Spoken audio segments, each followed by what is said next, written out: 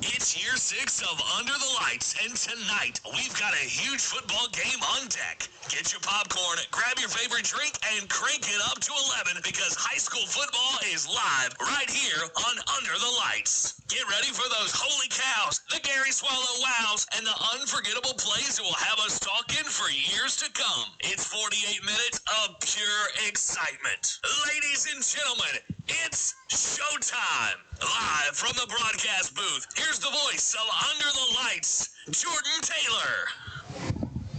Number 52. Well, welcome in, ladies and gentlemen. Red Devil Stadium is the scene to be at tonight. Thursday Night Football Week 8 edition. Oakdale Warriors come on the road. Make the road trip down here to Port Barre, Louisiana to battle the Red Devils.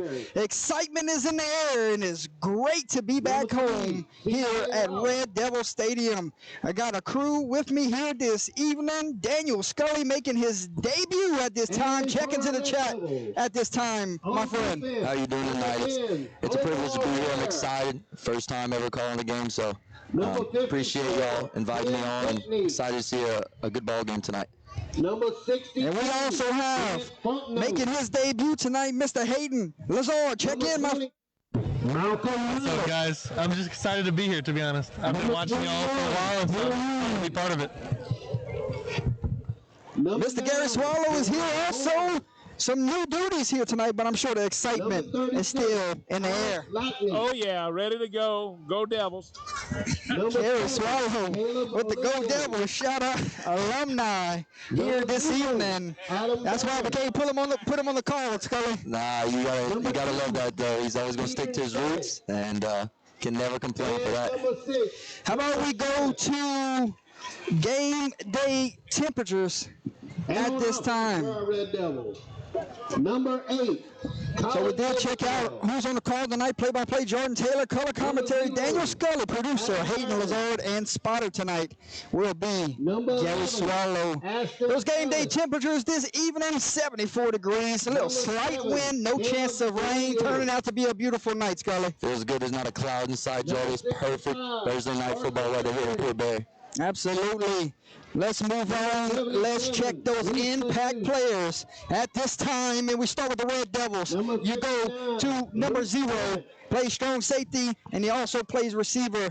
He's a big impact player. His name's Adam Barron. Yeah, Adam Barron makes plays around the perimeter.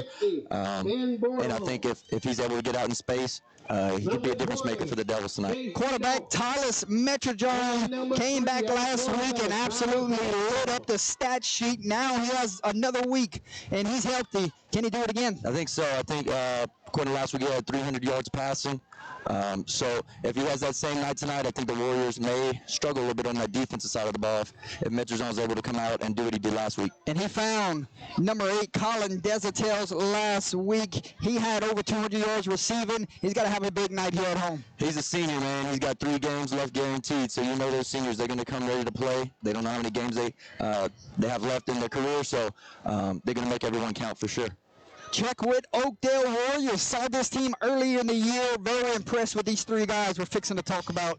You start with number 2, Derek Winfield. You're going to call his name all night. That's how explosive he is. Derek Winfield, he gets the ball in around either side of the field. Jordy, I don't know. He can go in the blink of an eye. Yeah, them Red Devils may not catch him if he gets out.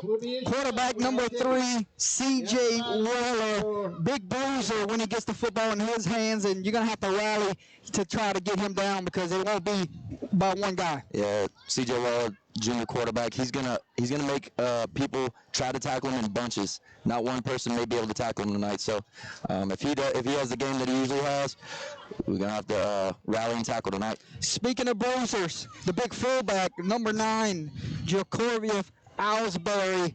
Very impressed the last time we seen him play. Expect him to get healthy dose of touches this evening. Yeah, the young bull running back. He's going to be able to carry the rock, but they got to be able to, like I said, stop. Port Barre's going to have to stop 2, 3, and 9. I don't know. We'll see. Check on those keys to victory at this time. Keys to victory, we'll start with the Red Devils. Port Barre, keys to victory, you got to get off the field on 3rd down is critical. What's gonna be big for Oakdale is they're gonna win. They're gonna have to win early downs. So 3rd 1, 3rd and 2 would not look good for Port Barre's defense because Oakdale runs that wing T. So. Then you got to go and win the turnover battle. Probably cash in on some points tonight if you do win the turnover battle. Yeah, turnovers are key. Whoever wins the turnover battle tonight, I'm going to go ahead and say it now. Whoever wins the turnover battle is going to win this ball game tonight. Plugged in correctly. Could you please exit? Number 3, explosive plays. When you're taking shots downfield like we expect the Red Devils to tonight, you got to go and get the 50-50 ball. You got to score on some big plays, maybe some double moves. Got to win those because, like you said earlier, Oakdale's offense are going to slow, methodical. Port Barre's going to have to hit those explosive plays, Jordy. Number 4, make them beat you through the air. So that goes to the Red Devils defense. You got to load the box here this evening, and you got to make C.J. Waller get it done with his arm because if you let them run the ball, they're going to pile up 300, 400 yards rushing tonight. And they're also going to hold on to the ball for minutes at a time, so it's going to wear out your defense if you're Port Barre.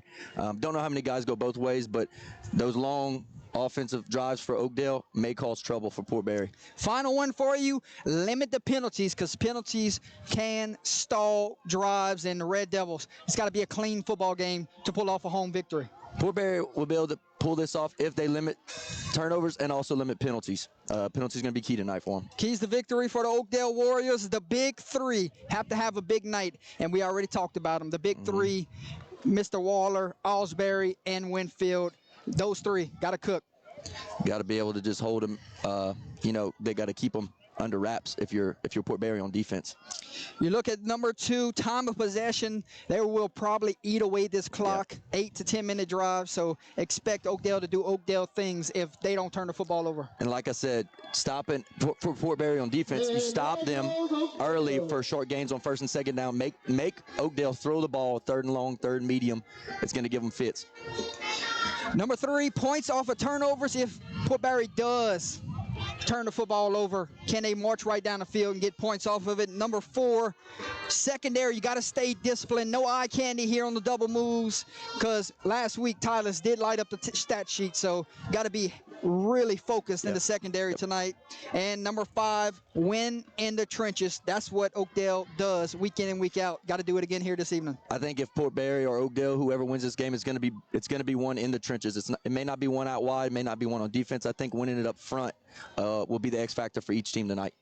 Well, welcome in, ladies and gentlemen. If you're just tuning in, welcome to Red Devil Stadium for a Thursday night here between the Oakdale Warriors and the Port Barre Red Devils. Huge game, Scully, for playoff purposes. Red Devils got to at least win 2 of the next 3 to find your way into the back door. Oakdale, right now, you're in, but you can't afford to win. You can't afford to lose anymore the rest of the way, where they're trying to fight for that better seeding in the playoffs. Right, yeah. I was looking at it earlier. Port Barre has Oakdale tonight.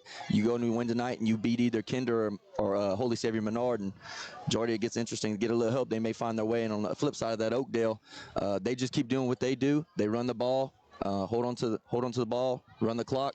They're going to find their way in the playoffs. And you look at Port Barre, Tyler Metrozone at quarterback.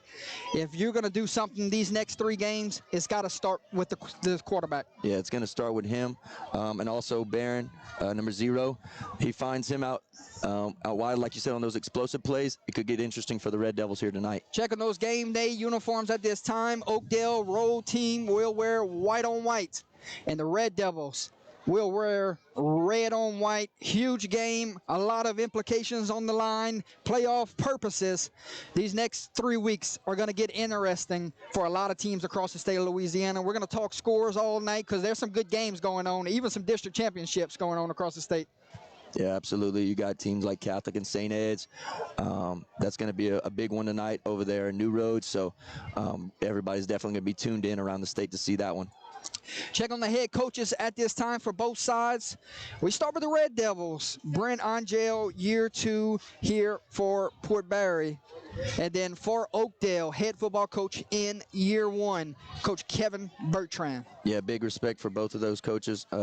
Being in Marshall, we're lucky enough to coach against both of them, both very first-class men. So it's interesting to see. We always talk about the players and stuff, but as far as coaching, how interesting will it be whenever you have 2 very experienced coaches on the field tonight? And here comes the Red Devils taking their home sideline in front of the home faithful. And we got a couple of flea fly guys running out with them. How about that? Maybe some ball boys tonight. Whites. Check out them all whites from the Port Barre flea fly guys. Looking clean, fellas.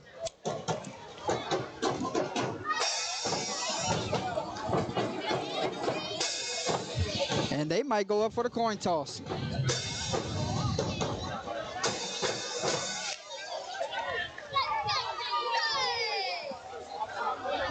Awesome thing what Brent's doing here.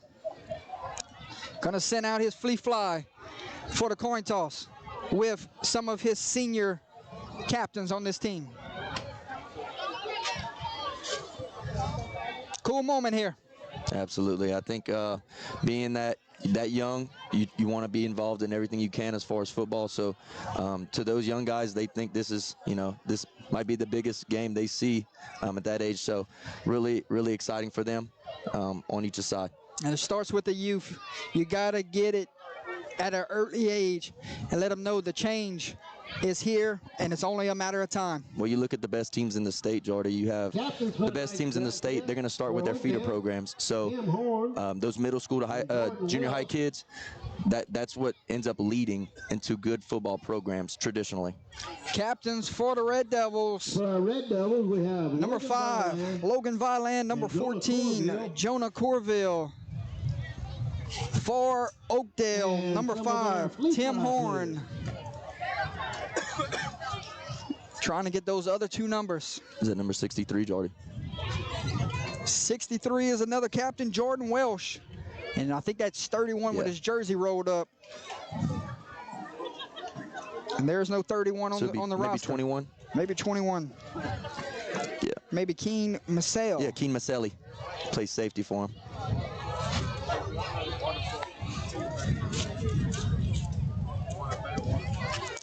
Check on both records at this time, Scully. Port Barre comes into the contest at 1-6, and Oakdale comes into the contest 2-5. Oakdale's wins come against Menard and also Grand Lake, and then Port Barre's win came against Beauchamp earlier in the season. Okay, man, you've seen both of these teams. You coach at Marksville, so you've seen both of these teams earlier in the year, so you got a good idea of what we should expect here this evening, correct? Right, yeah, and that's what I was saying. I think overall whoever wins in the trenches is going to win this game because both teams were very physical when we played each one. So. To start the game. Port Barre won the toss, deferred to the second half. So Port Barre won the toss, elected to defer to the second half. A lot of times you see in the high school level, you got an explosive offense, you might go and want the football first, but here this evening, we got to get off to a good start, maybe try to force a 3 and out, and Coach Angel says, I trust my defense here. Yeah, and I think quickly, I think Oakdale's going to be able to, if they are able to win, like I said, they're going to have to run that clock. So start the game to see how Port Barre plays on defense. Warriors expect an 8 to 10 minute drive here out the gate, or can Port Barre force a 3 and out? That's going to be huge here to start this game. Absolutely.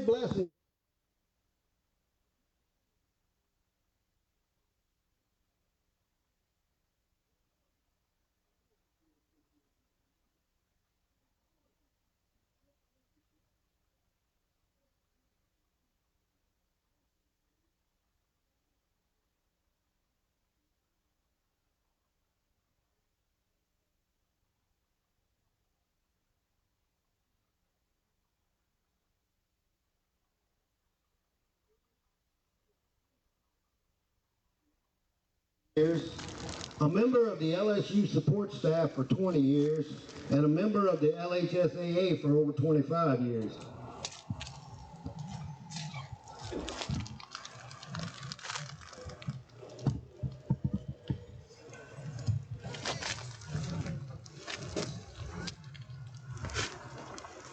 Please remain standing for our national anthem.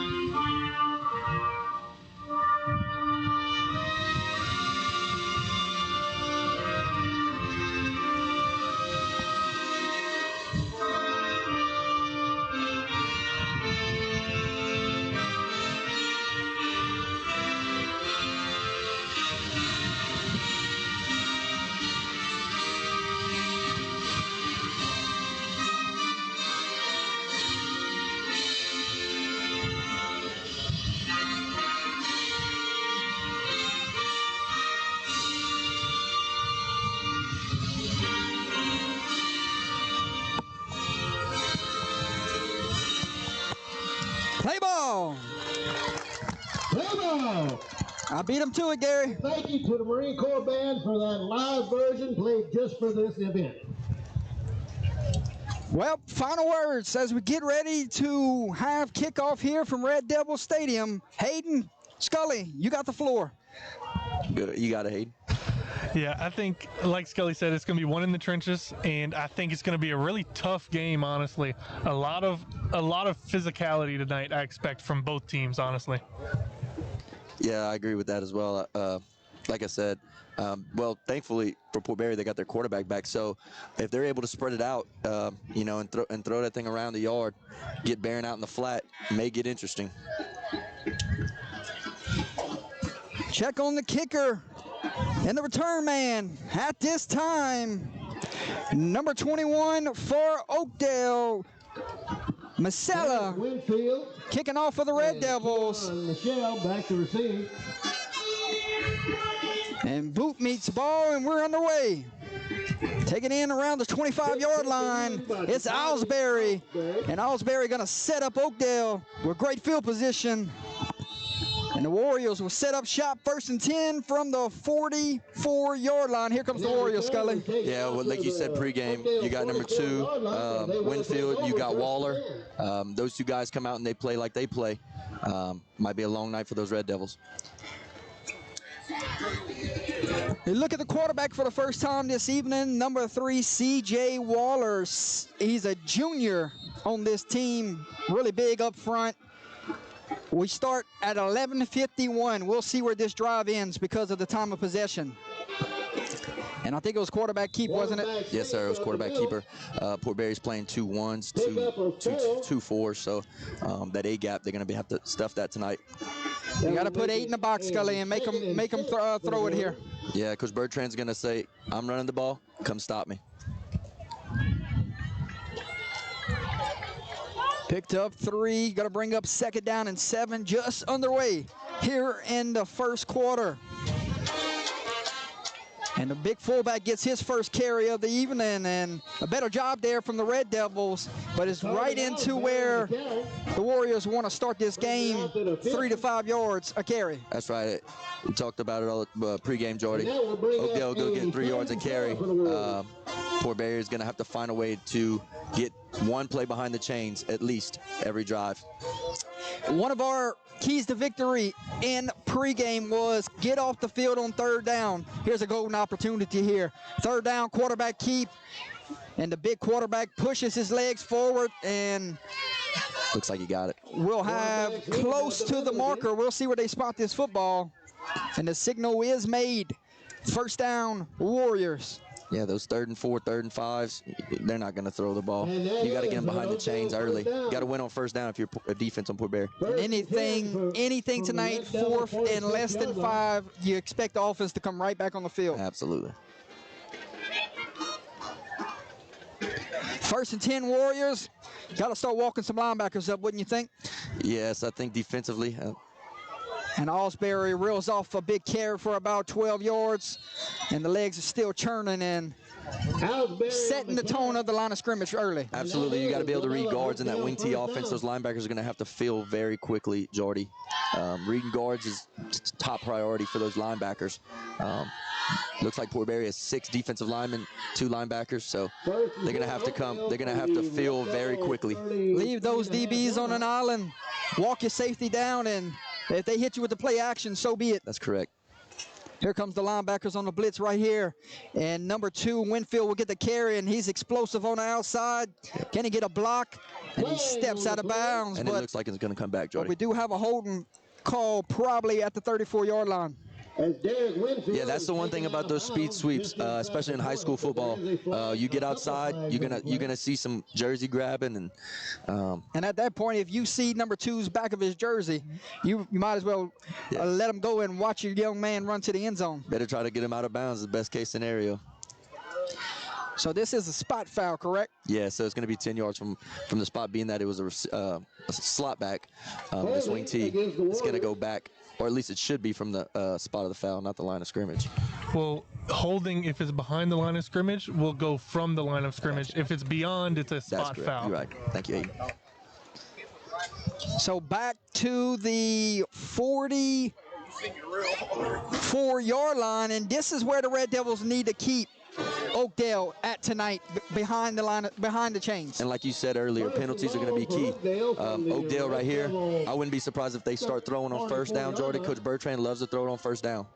Here we go.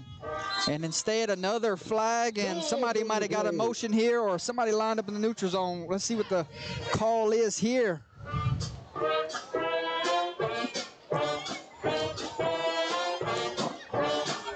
And it was somebody lined up in the neutral zone, because that one was blown dead right away. Yeah, it was. And in high school, it's blown dead automatically. And you just gave them 5 free yards whenever you got to keep them behind the chains tonight, because they're going to eat up the time of possession. They're going to eat up some 3 to 5 yards of carry. So penalties could be in the Red Devils' favor tonight. 1st and 15, you're still okay on defense. Just got to be, like I said, those gain of 1s, gains of 2s. This is where you got to get one right here, Jordy. Shreveport Barre. Here we go. 1st and about 15. Winfield will go in motion instead. Alsbury gets the carry, and he's met by the linebacker. Good feel. Somebody came untouched right there. Looked like number 22, Malcolm Mallett, with a big-time stop. Yeah, also on that tackle would have been number 9, Jawan Horns. He looked like both of them rallied very quickly. And like I said, filling where those guards pull, that's going to be very key for the Red Devils. Couple of juniors there on the stop. So 2nd and long behind the chains at the 39-yard line. Already 4 minutes off the game clock, and we'll see what the play call is here. And we'll have our first drop back pass tonight. Slings it out, finds Winfield in the flats, and great job there rallying to the football for the Red Devils. Yeah, they ran 2 verts with an arrow out to the flat. That's what Oakdale's going to do. They're going to try to, when they're behind the chains, they're going to try to get Winfield out in the flat, make you tackle them. Right now, it's 3rd down and about 8. You're comfortable right now if you're the Red Devils. Oakdale, not so much right here, but you expect 2 plays to come here. Absolutely, absolutely. 3rd and 8, you're going to try to get you to a 4th and manageable, and then you're going to go for it if you're Coach Bertrand. 3rd down and 8 from the 30-yard line. 7:38 to play here, first quarter. Big opening drive, and Winfield will get the carry and cuts it back inside, and this is what he's really good at. Finding the hole, turning it back up, and needed 8, probably got 9 or 10. Yeah, we talked about it pregame. Winfield, his speed and his vision, he was able to cut it up. Port Barre played it really well out to the wide side, but he was able to cut it up. Linebackers didn't come across, so it really hurt the Devils there. 1st and 10 Oakdale from the Red Devil 23.5. Can you rewind that? Did you see that catch? Black screens every time I try to do something. We're watching the St. Ed's Catholic Appointed P game upstairs. Alsbury gets the carry. I missed him. And busts one, stiff arms a defender, spins off another, and instead is not Alsbury, it's number 7. Snuck into the game owners right there. Number 7, Brandon Baker Guidry. With the hard run. That is an Oakdale Warrior 1st down. Getting his first carry tonight. 1st and goal. Yeah, Port Barre had a chance right there, right initially with the linebacker. He played it well, but got a tackle at the line of scrimmage.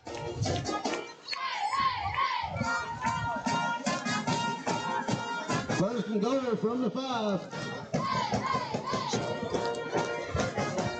1st and goal from the 5. Warriors knocking on the doorsteps, trying to take an early lead here. They toss it out to Winfield, and we got a late penalty flag that flew in. That come from the umpire. Not sure where this one would be, because it was after the guy hit the ground. Yeah, I'm not too sure there. I would expect something like that. It's probably going to be a chop block or something, maybe a high-low on the interior of the line. Blocking the back is the call here. And Oakdale, big penalties on this opening drive is keeping them out the end zone right now. But we talked about it. You look at the scoreboard, it's already 6:44, Jordy. This is exactly what Oakdale wants. They're going to wear you down, and they're going to just drive it right through your teeth.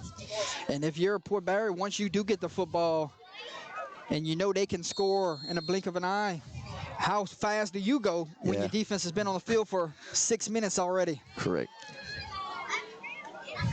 And that is number 7 running through tacklers. You're going to have to wrap up tonight because they got some big fullbacks.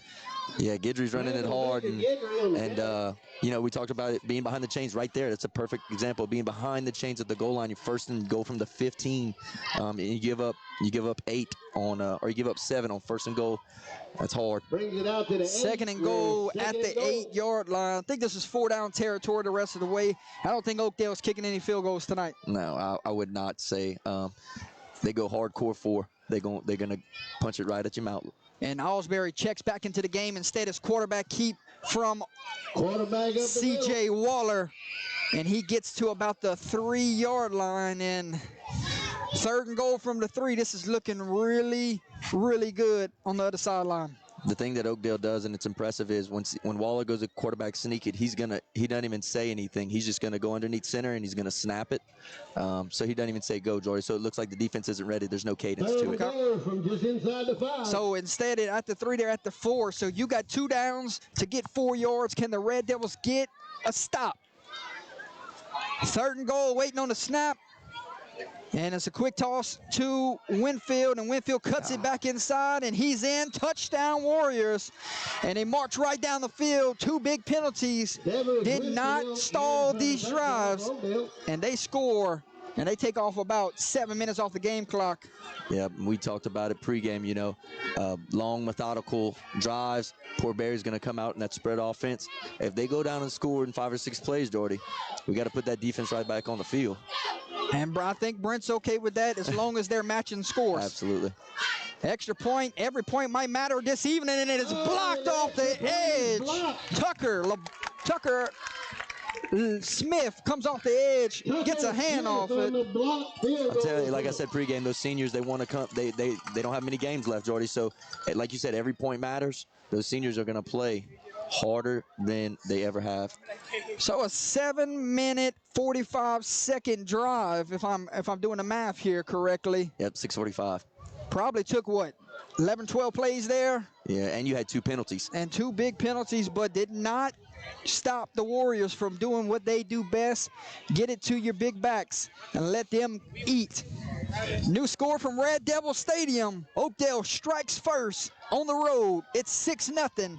Red Devils fixing to get the football back. They will send Tucker Smith and Adam Barron back deep. We check on the kicker here for Oakdale, number 34, Peyton Crawford. We'll give you some scores from around the state coming up at the end of the first quarter. Red Devils, they're moving up right here. You think they saw something on film where they're expecting maybe a rush kick here? I think with Oakdale, they get the okay from the white hat, and they're tight, and then they go spread. So if they wanted to and you don't adjust, you could kick it from that spot. Okay. 34 tees it up. And kick will be all the way back to the 7-yard line, and Barron's got to make up some ground here. And the Red Devils going to start off in their own territory, and not how you wanted to start this drive. No, you got to come up and catch that. If you're Smith or Barron, you can't let those kickoffs hit the ground because you don't know what kind of bounce they're going to take. So down by 6, 5:08 to play, and we'll see the Red Devil offense for the first time, led by the quarterback, Tyler Metrojohn, the junior. And waiting in the backfield with him will be number 20, Chase Didon. Metrojohn comes out like he did last week. Do you try to establish the run here early, or you go and start taking some shots here? I would try to get Metrojohn comfortable, hitting quick pass concepts, but we'll see. And then they indeed will try to establish the run, and it's going nowhere. Dito on the carry. Might have got back to the original line of scrimmage or lost a yard. Out the right side. No gain. Brings up a 2nd and 11. So the loss of yard brings up 2nd and 11, and the Red Devils are not going to huddle here this evening. They're going to stay at the line of scrimmage, get the calls from the sideline. You got a 3-year starter at the quarterback position, so you got a lot of trust. And Didon gets another carry, and he's blown up in the backfield, and This one is all the way back. Second and 11 turns into 3rd and long.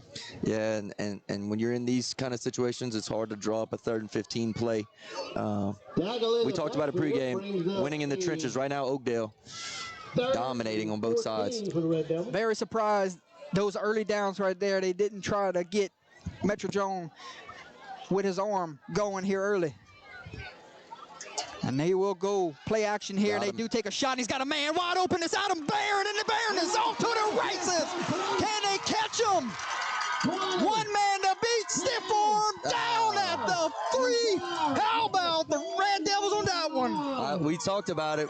If you can let Metro Jones get in the pocket, he's comfortable. The play action. Wow, wow. But Jordy, 3rd and 15, and you're a safety. You can't bite on that. Get Come beat on. deep.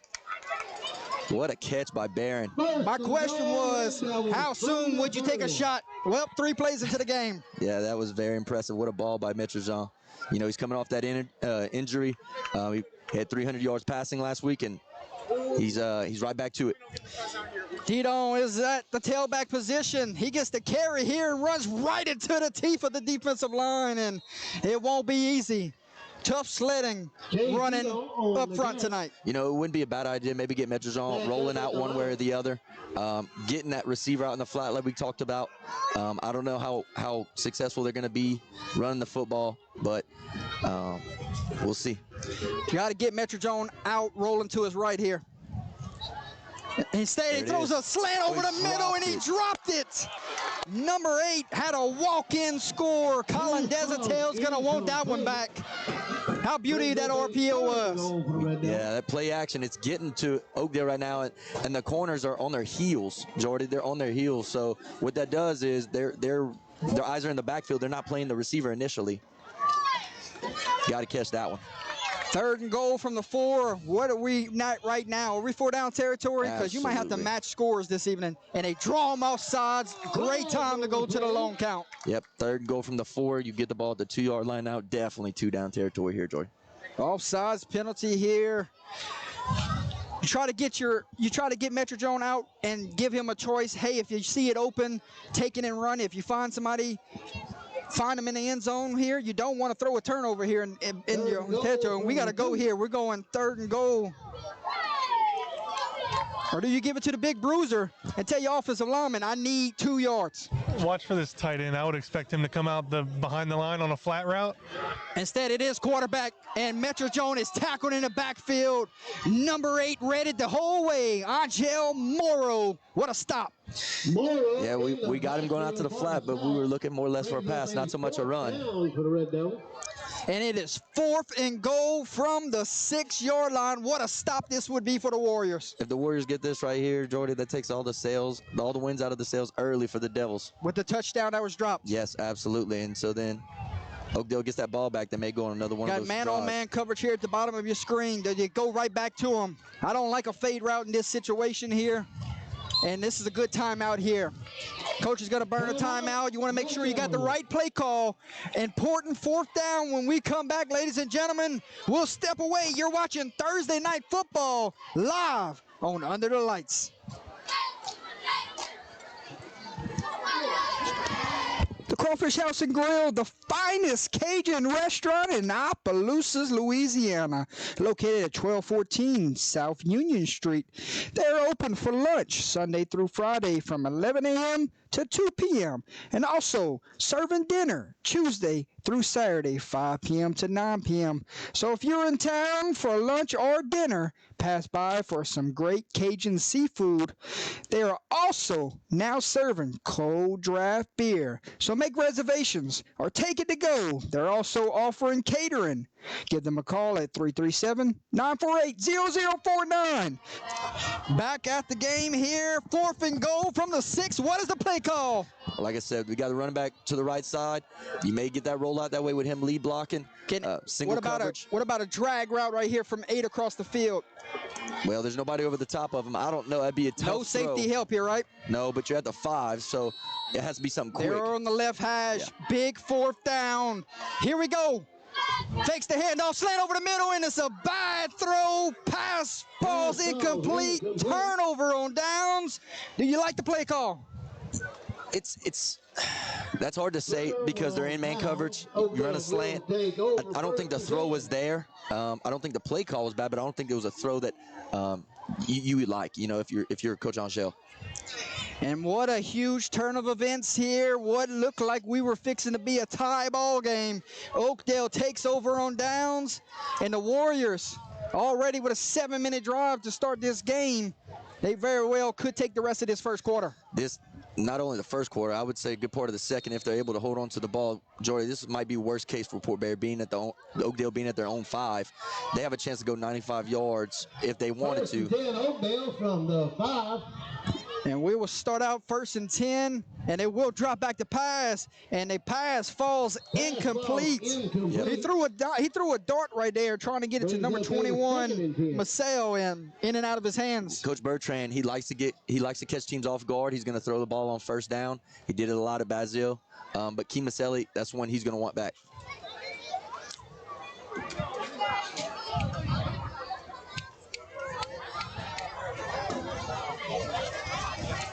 Catholic Point Capede just scored again, Scully. It's 12-0 now, waiting on the 2-point conversion. I'm impressed. That's impressive. Fullback dive and rallying to the football. You got to get 11 hats to the football all night. So right here you have 3rd and 8, Jordy.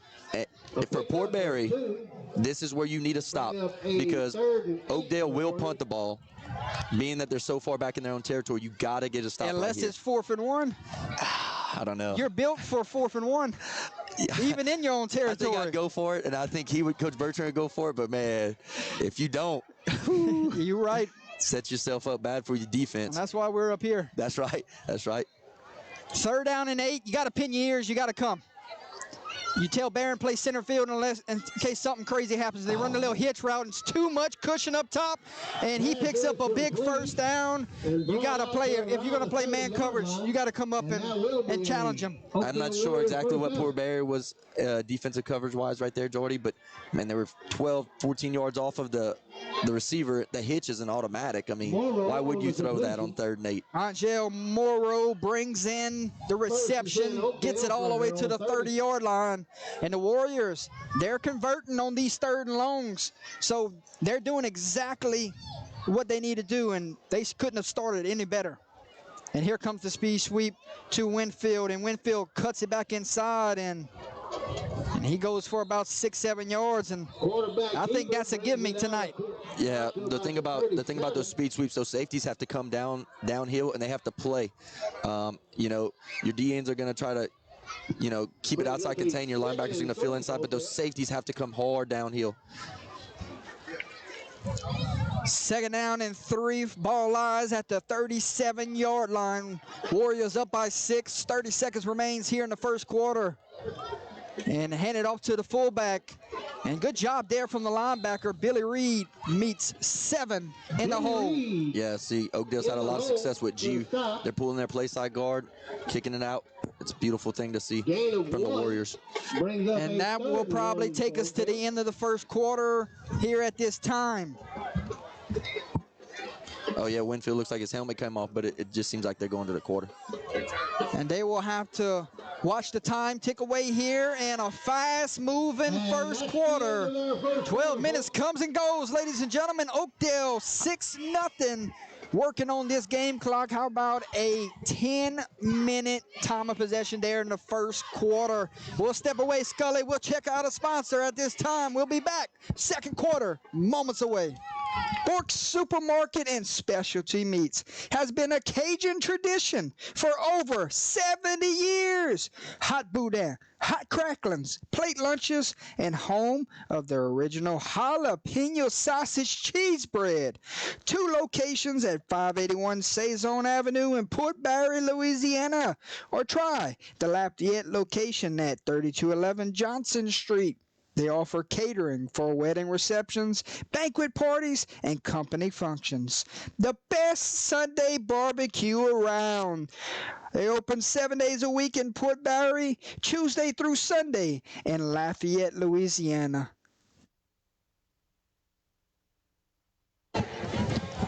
Back on the game here, getting ready to start the second quarter. First quarter thoughts, total domination in the trenches and total domination on the play clock. Absolutely. When you have the ball for 10 out of the 12 minutes, you expect to be up, but man, poor Barre missed a golden opportunity with that slant. They dropped first down on goal. That's going to hurt them. Yeah, a golden opportunity missed. Will it come back to haunt them late? 3rd down and 1. They go quarterback, keeper to C.J. Waller, and Waller busts it across the 50-yard line, down at the 47, and he hides in there. Yeah, he does, and like I said, whenever he goes under for that quarterback sneak, Jordy, he pops his hand to the center, snaps it, no cadence. It almost seems like the defense looks like they're not ready. 1st and 10, chains will move, just on their way. Second quarter, 47-yard line. Warriors have the lead, have the ball, trying to go add some more points to the scoreboard.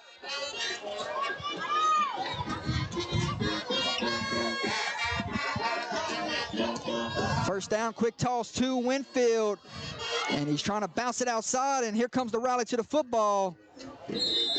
And he will pick up 13 yards, and his average per carry right now has to be 8+. Absolutely, and you kill him inside, You got G, quarterback sneak, you run speed sweep.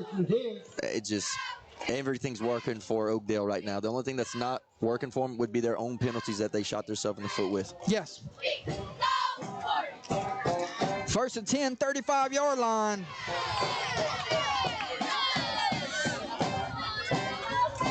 In the backfield is Guidry.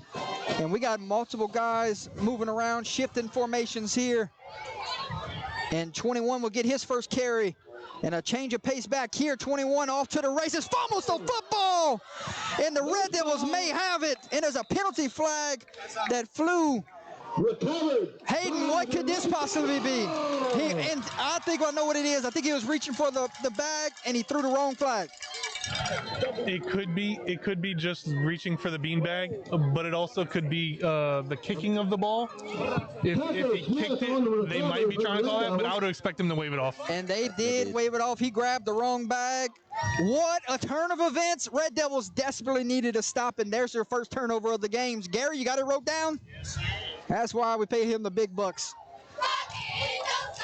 Scully, big turn of events. Now you got to go cash in. And we talked about it. Turnover battle. What will poor Barre do? If I'm poor Barre, I'm gonna go 4 or 5 wide. I'm gonna throw that thing around. Let's see if Metro Jones can lead his team down the field. Still trying to establish the run here. And it is going nowhere this evening. Tried it 4 times and might be -1 right now on the yard sheet. Yeah. Run off the right side.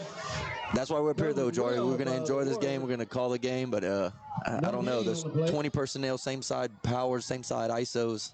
I don't know. You might have to try to get them on the outside. Yeah, we talked about. If you're going to run the football, try to get to one of your playmakers. You got Barron in the slot.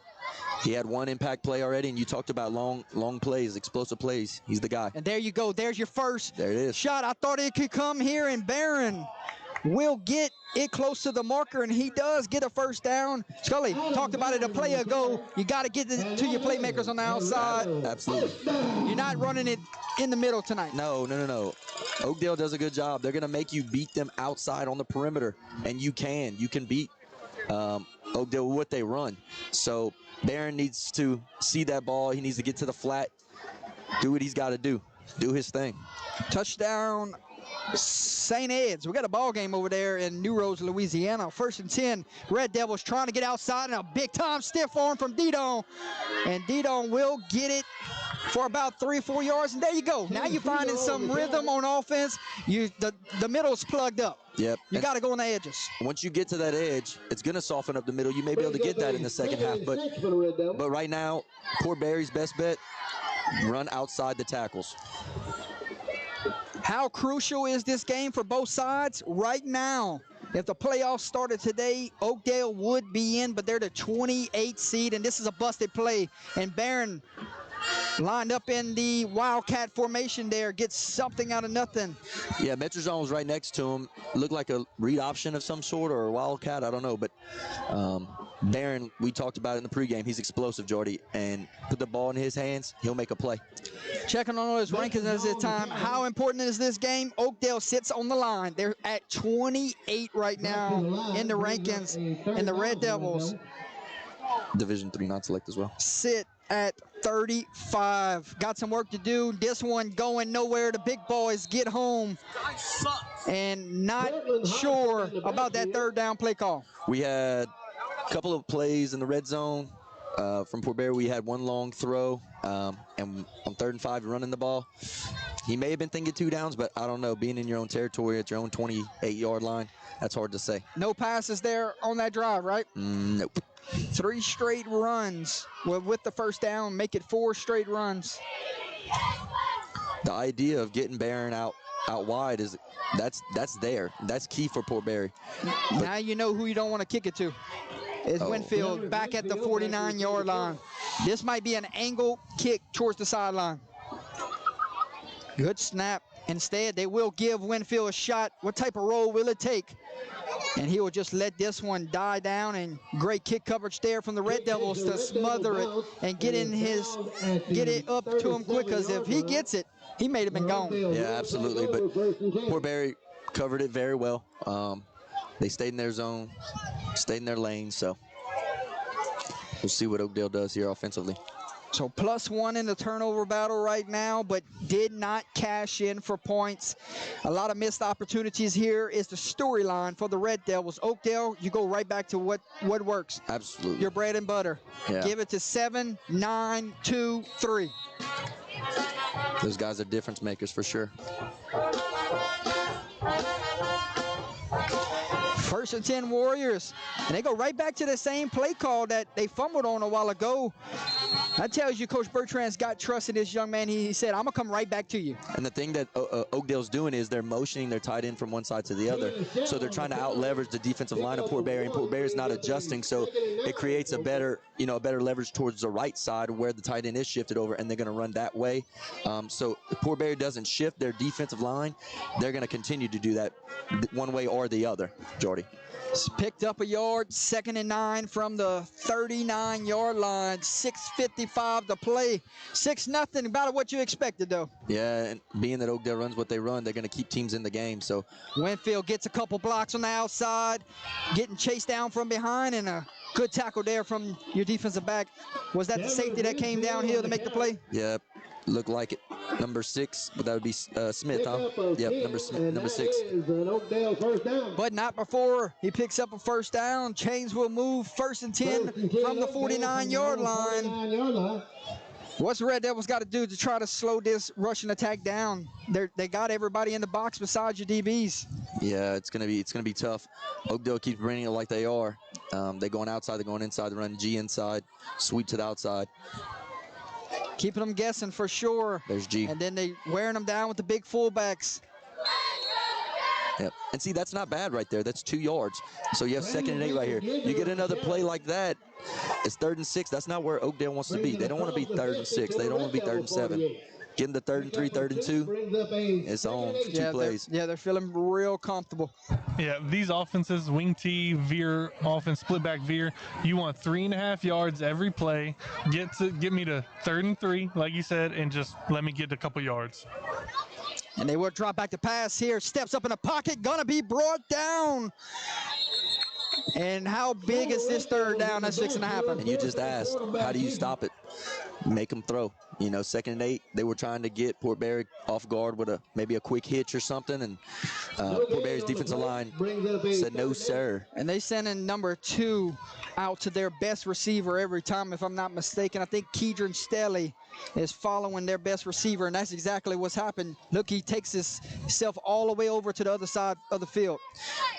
Yeah, Morrow out wide for Oakdale.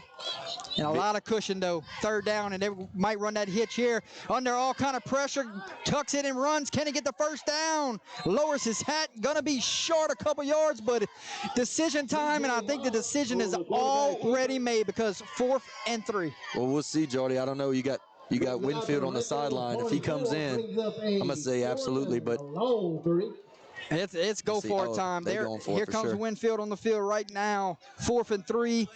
The analytics, they call it, right? Oh, we going for it. 4th and less than 5. This is Oakdale territory. Yep, absolutely. How big would another stop for the Red Devils be? How many more stops you got in you? They're wearing this defense down. Yeah, we talked about it. You get stops on the defense side, you got to take advantage. Might be quarterback keep here. Try to draw them off sides, and you got to be disciplined in that moment.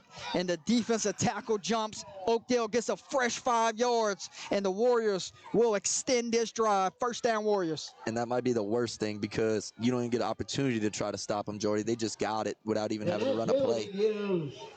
That's a backbreaker for sure. In a drive like this. 1st and 10 from the Fort Barre. You never know. This could be the last possession before we get to halftime also. Yeah. That's why we keep going back to that, that first possession for Fort Barre. That slant, that drop pass was humongous now. 1st and 10. Winfield goes speed sweep here and running out of room. Breaks off a tackle. Now he's going to try to reverse field. Gets a block in. The rest may be history. Still on his feet, breaking tackles. There he goes. Impact player making impact plays tonight. You give him a seam. That's all he needs, Mr. Scully. That's an electric run right there from an electric individual, Jordy. He went one way, said ain't nothing there, went back the other way. He's going to make people miss. Give him the ball. You got to know the reverse of the field was going to happen at one point, and great blocks to set the edge. Yeah, I'll say good job by the quarterback, number 3 for Oakdale, not doing a block in the back, just standing there getting in the way. That allowed him to keep going, no flag, and good job. Extra point pending. 34 will kick it. High snap. Kick is up. Kick is good. 3:42 to play here from Red Devil Stadium. Your new score, Oakdale 13, Red Devils 0. We'll step away, ladies and gentlemen. You're watching Thursday Night Football live on Under the Lights. Are you ready to take your school's fundraising game to the next level? Fundraising University, America's leading fundraising company for high school sports, is here to help. They raise more money in less time. With the least amount of interference in your program, their 7 to 10 day fundraisers, proven fundraising system, and unbeatable service led by expert fundraising coaches ensure your success. See why teams across the state are switching to Fundraising University. Visit fundraisingu.net today and get started. Give Mr. Stuart Miller a call at 318-278-9344 or shoot him an email at smiller@fundraisingu.net. Kick is away and angles it towards the sideline. Tucker Smith will have an opportunity here on the return. Gets a big-time block, and a penalty flag flies, and Red Devils may be backed up deep into their own territory. Yeah, usually those flags off the returns, that only means one thing: hold or block in the back. Personal foul. Illegal blindside block is the call. And the Red Devils going to have to do it in their own territory. Got to go to a long ways with 3:35 to play. Now you got to get aggressive because you know you have a 2-for-1 opportunity here. You get the ball to start the second half. You got 2 timeouts remaining. You got to get aggressive and start throwing this thing. Don't be surprised if you see a shot taken right here on 1st and 10. Coach Angel had success with that first quarter with Barron, so why not try it again? I mean, it looks like Fort Barre has enough speed, go vertical.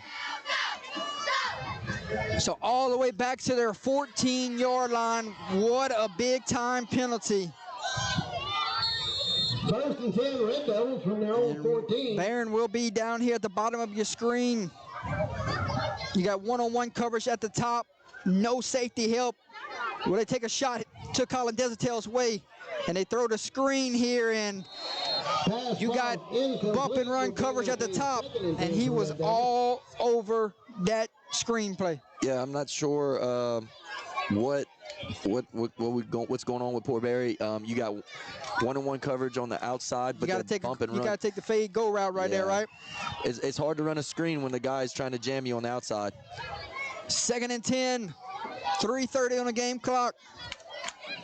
And Tallis will try to get out. Fires it into the flats, and the pass falls incomplete. Looking for number 7, Caleb Olivier.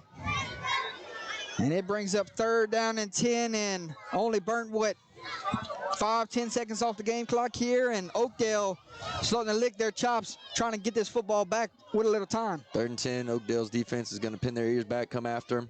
They smell blood in the water, Jordy. Aaron's in the slot here. Let's see if he gets a target. Quarterback under all kind of pressure, taking a shot, underthrows the route, and he had Colin Desautel's wide open.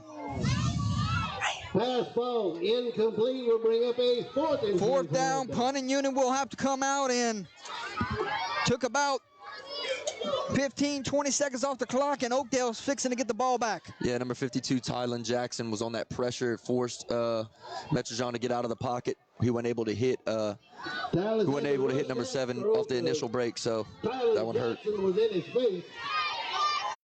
And Tyler Metrojean wants that throw back. We'll go back for the punt here. Back deep for the Warriors. Number 2, Derek Winfield. Deverick Winfield, correction. And the Red Devils don't have 11 on the field. 2 guys run on late. Good snap here, gets the kick away. And this one will take a roll right into Winfield's lap, and Winfield will try to reverse field here. Breaks off a tackle, and not sure why they blew the whistle. That's an inverted whistle there. And that may have just helped Port Barre because Winfield has been cooking on the outside. That inverted whistle may have just helped Port Barre with about 10 to 15 more yards. Because Winfield was getting ready to turn the corner, and he might have been off to the races, and he stopped his run as soon as he heard the whistle. Winfield that was luck for sure. That was a good break for Port Barre. Go ahead and get a stop right here. It's only 13-0 going into half. They get the ball out of half. Got to make sure you go down and get a score. Oakdale, all 3 timeouts remaining, and Coach Bertrand's going to want an explanation here. So when something happens like this, where do they spot the football? You're going to spot it to wherever the whistle was blown at, correct, Hayden? Yeah, it's going to go back to wherever the ref thought he was down. That's where it's going to go. There's no penalty flag to give you the yards or anything like that. Like, it's just inadvertent whistle. It happens sometimes. Hey, refs are people too. Absolutely. It's a tough break on Oakdale's part for sure. If you're Oakdale, why not go for the backbreaker here and take a shot play to number 8? Yeah, number 8's open. One-on-one coverage. Don't be surprised, though. Oakdale hasn't shown counter yet. Jordy, when they run counter, it's going to open like a C. 1st and 10 Warriors, and they will take a shot here on a little hitch route, and with the cushion that they're given, it's going to continue to go for 14 yards. Yeah, you got to be able to tackle that. You give up that hitch, you got to tackle, and that was number 2 on the coverage for Port Barre. Kedron Stelly. He's got to be able to come up and make that play for 5 yards. He can't give up 15. Morrow, he'll take that every day of the week. Oh, absolutely. Victoria Bouton, please report to the concession stand. Victoria 1st and 10, 2:42 to play. Ball lies at the 34-yard line. Warriors on the move again. And they're going to drop back the pass, throw the hitch route again, and then it's number 8. This time he comes up the tackle, but the cushion, they're going to keep taking that play until they run double move on you. If you're going to give Oakdale 5 yards and Coach Bertrand 5 yards, they're going to take it. Luckily for Stelly, like we just talked about, he's got to continue to make those tackles. 2nd and 5 for the Warriors. Red Devils don't want to get beat over the top, but at some point you got to walk down. And they go quick here. And Winfield will get the sweep here and being patient with his run, and has it close to the marker. I think he has another 1st down. Winfield on the carry. Time of possession right now has to be close to the 19-minute, 20-minute mark for Oakdale. Yeah, Port Barre comes out, 3 passes, nothing goes. Give the ball right back to Oakdale. They're going to do what they do best, run that clock. Hand off to Guidry, and Guidry bulldozes his way for 5 yards. And Oakdale will take a timeout. We'll take a timeout with them. 1:31 to play here before we get to halftime. 13-0 your score. 2nd and 5 when we come back. Are you ready to take your player of the game?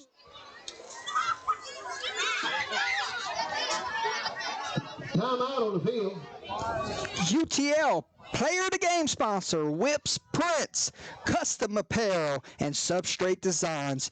Owner, Kenneth Whip Beverly, is located in Crowley, Louisiana, with all your heat transfer and sublimation shirt design needs. You can follow him on Facebook or Instagram. Give him a call today at 337-581-6631. Tell Whip Under the Lights sent you on by.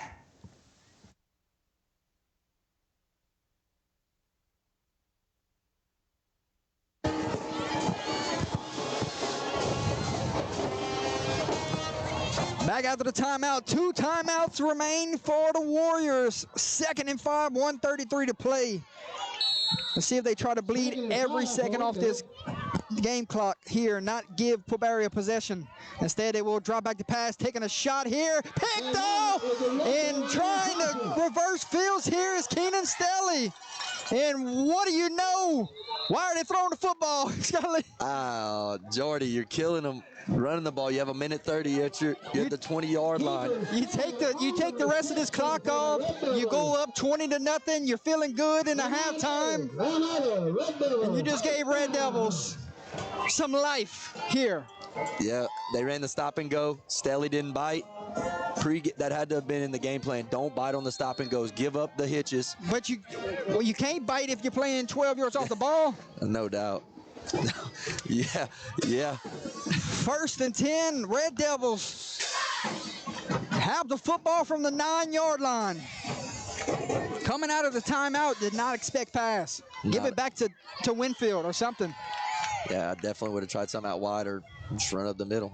1st and 10, will drop back to pass, taking a shot. It's a screen pass to Didon. What a play call. And Didon, but the great coverage there from Oakdale. And the Red Devils got to go quick here. Points are crucial here before halftime. But they're not going in the pace that we would think they would be going. 2nd and 6. Yeah, that's not a bad idea on 1st down. Oakdale's getting to him defensive line-wise, but again, we just talked about it, me and Hayden, with the slots. You got to get them out in the flat like this. John will roll to his right, finds Barron, and that's the right guy to find. Get out of bounds here if you're Barron, and the clock will stop with 48 seconds remaining. I like them getting Metro John out on the outside and having the option to run it or pass it. Yep. We talked about it. Metro John's got to get out of the pocket. You got to hit Barron in those those cover 3 flat areas. It's wide open.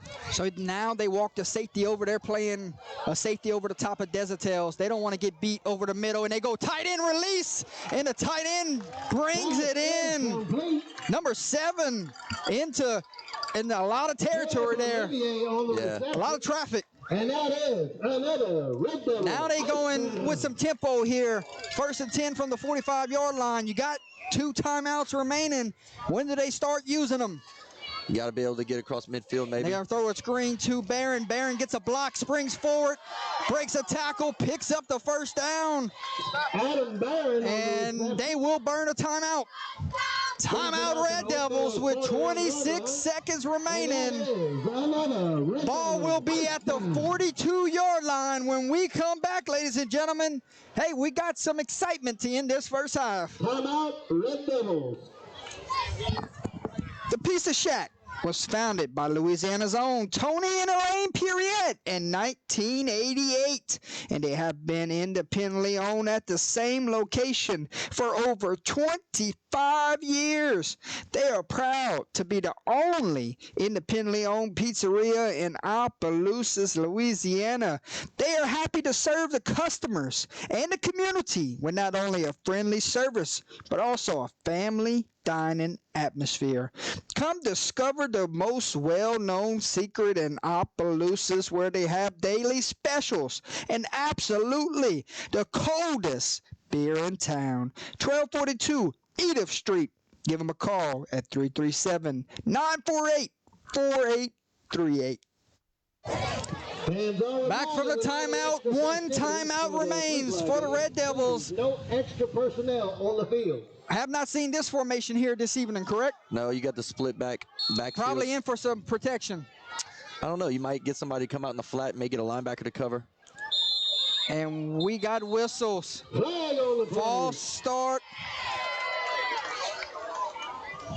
False start on the offense. Going to back them up 5 yards. Could that have been on the center? It might have been, but Jordy, going back to the split back set, look, you got Barron on the left side as the running back. So Barron's down here on the slot. So that's number 7. And when they stepped up, they were just there to block. They're trying to give Metrozone enough time here. Let's see if they do it again.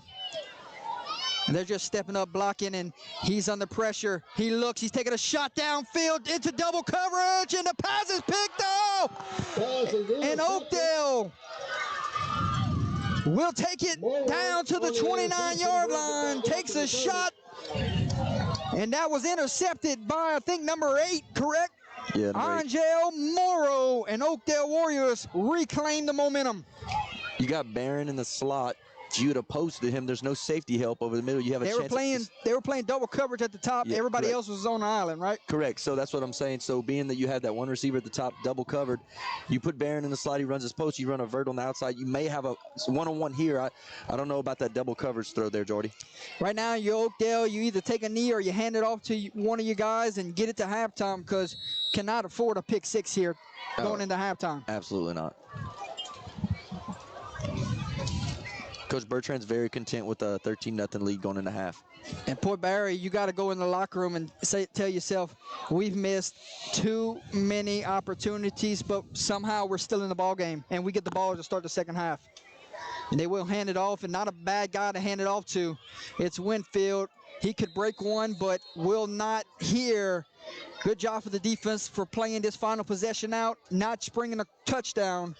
And we will head to halftime, ladies and gentlemen. Halftime after 24 minutes of play. Warriors have the lead 13-0.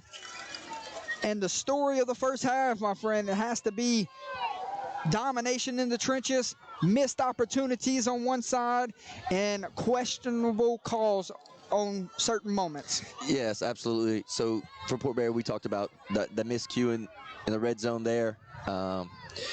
Then for Oakdale, to say they're up 13-0, they threw that pick 6 late in the first half. You could have been up 20-0. So both sides kind of given no pick 6. Just I'm sorry. Yeah, interception. I'm sorry. But yeah, both sides they've given up points in the red zone. So we'll see. A lot to unfold here this evening.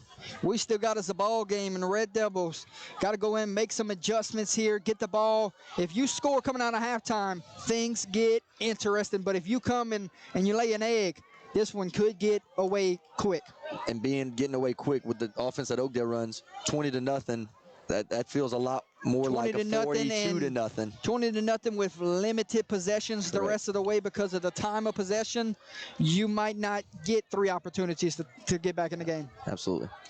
Check on scores from around the state at this time, ladies and gentlemen. About to have some flea-fly action on the field. Grand Lake leads Maryville 14-6.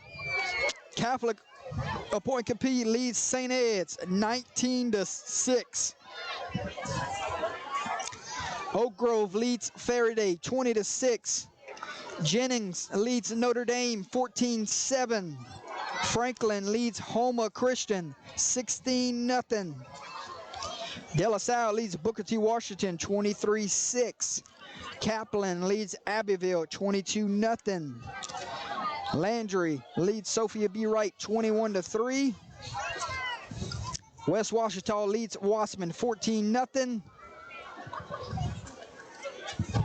Logan Sports leading Montgomery. Hold on, I got one for you. Sir. North Vermilion leads Westgate 12-0. No Antoine Hurts. Edna Carr leads Warren Easton, but I don't have that score update. You got it? Last I saw it was 32-7, so it's probably a lot to a little. And also Logan Sport is leading Montgomery 26-0. Ascension Catholic. That's a district title game. Ascension Catholic is leading North Iberville 22-0. I'm sorry. That's all I got right now. So we'll step away at this time, ladies and gentlemen. A little flea fly action coming into your living rooms at this time. And 15 going around the edge here. And he may go the distance, but what a great open field tackle. I'll step away. We'll be right back.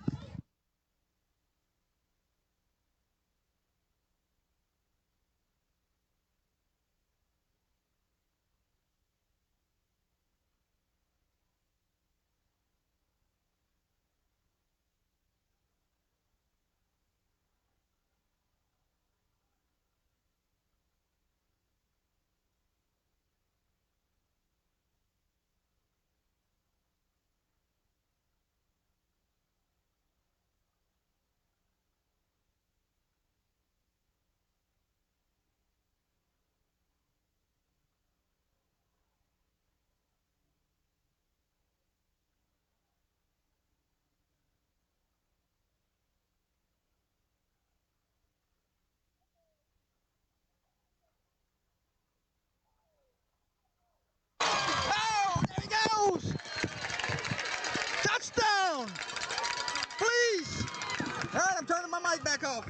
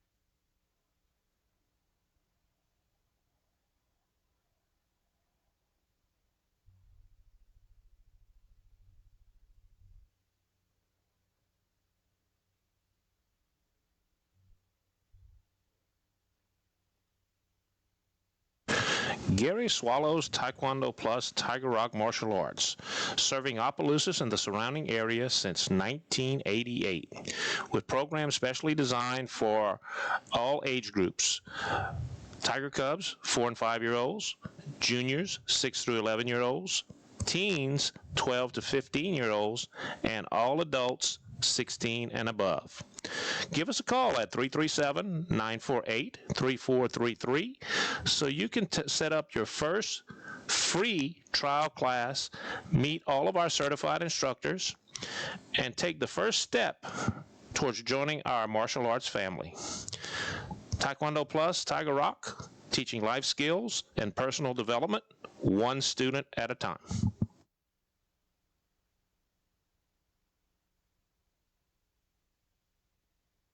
DeVille's Racing Stables. Owners, Carl DeVille, Chassis DeVille, Pormier, and Kyle DeVille. Visit their website or follow them on all of their social media platforms. Breaking, training, boarding thoroughbred race horses, Grade 1 winner, and multiple Grade 1 placings based out of Opelousas, Louisiana. It's been a career year in earnings for Chassis DeVille Pormier. It's the second time in her career she has surpassed $1 million in earnings. Free like a girl, coming off of a big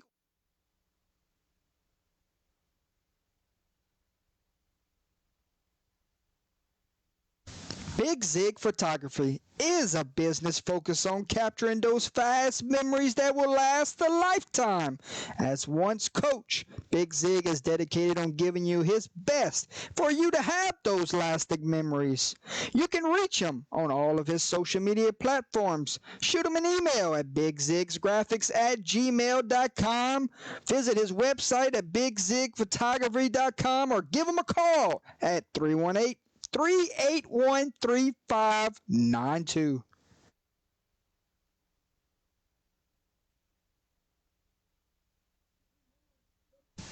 Atchafalaya Basin Seafood is a seafood business located in Krotz Springs, Louisiana. They offer a variety of fresh seafood products, including crab, fish, oysters, and more. With a focus on retail and wholesale sales, Atchafalaya Basin Seafood is dedicated to providing high-quality seafood to their customers. Their commitment to excellence and their wide range of seafood options make them a go-to destination for seafood lovers in the area. Live crawfish for sale when in season. Give owner and the mayor of Krotz Springs, Mr. Carol Snyder, a call at 337-566-8957. Call Alex Botno with Bird's Eye Insurance. He can assist you with all your insurance needs like auto, home, business, and life insurance. Give him a shout today at 337-308-1230 and let him know UTL sent you on by. He wants to say good luck to the Northwest Raiders this upcoming season.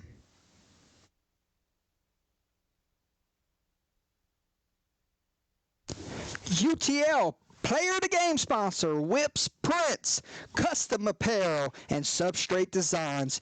Owner, Kenneth Whip Beverly, is located in Crowley, Louisiana with all your heat transfer and sublimation shirt design needs. You can follow him on Facebook or Instagram. Give him a call today at 337-581-6631. Tell Whip Under the Lights sent you on by. The Pizza Shack was founded by Louisiana's own Tony and Elaine Puriette in 1988, and they have been independently owned at the same location for over 25 years. They are proud to be the only independently owned pizzeria in Opelousas, Louisiana. They are happy to serve the customers and the community with not only a friendly service, but also a family dining atmosphere. Come discover the most well-known secret in Opelousas, where they have daily specials and absolutely the coldest beer in town. 1242 Edith Street. Give them a call at 337-948-4838.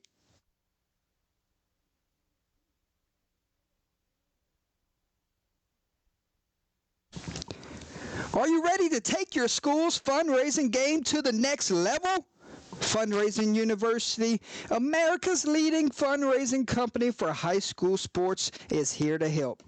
They raise more money in less time. With the least amount of interference in your program, their 7 to 10 day fundraisers, proven fundraising system, and unbeatable service led by expert fundraising coaches ensure your success.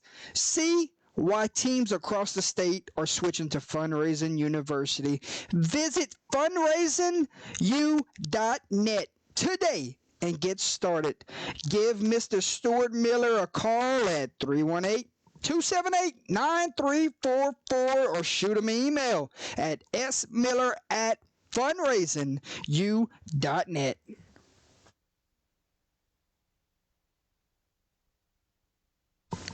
Bork's Supermarket and Specialty Meats has been a Cajun tradition for over 70 years. Hot boudin, hot cracklings, plate lunches, and home of their original jalapeno sausage cheese bread. 2 locations at 581 Saison Avenue in Port Barre, Louisiana, or try the Lafayette location at 3211 Johnson Street. They offer catering for wedding receptions, banquet parties, and company functions. The best Sunday barbecue around. They open 7 days a week in Port Barre, Tuesday through Sunday in Lafayette, Louisiana.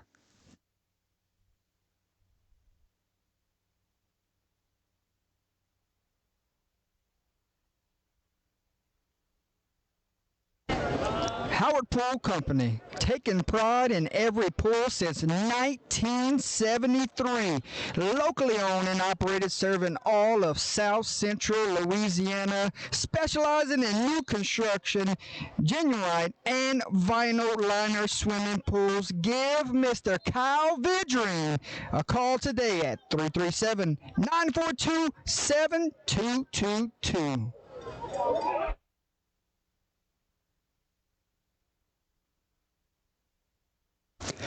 Complete Turf Care has proudly been serving Louisiana since 2003. They are fully insured and licensed by the Louisiana Department of Agriculture and the State of Louisiana Licensing Board for contractors. They work closely with experts in the industry to help solve any problems that may occur in your turf. And they take pride in ensuring that your athletic field is the envy of all who visit your facility. Give owner Nick Semino a call today at 337-230-6427. Athletic field renovations, turf maintenance, irrigation, landscaping, and so much more. Tell them UTL sent you on by.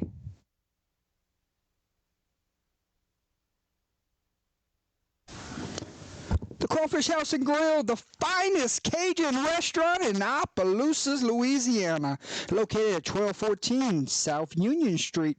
They're open for lunch Sunday through Friday from 11 a.m. to 2 p.m.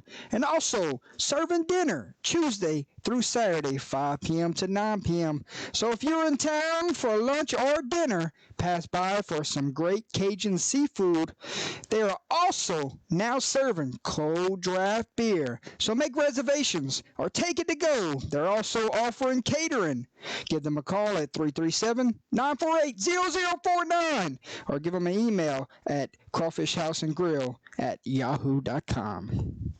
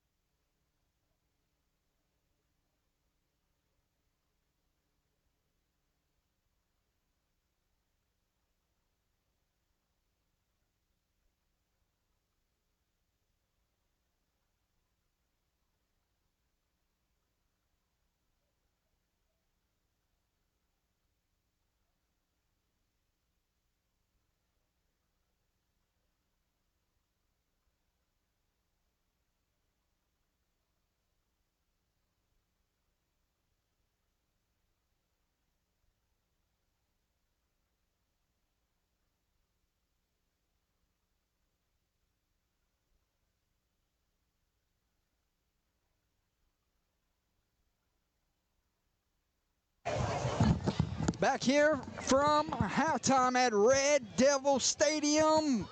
Oakdale has a 13-0 lead right now. We look at scores from around the state of Louisiana. Edna Carr putting it on Warren Easton, Gary. 41-14 halftime. University of Edna. The University is rolling.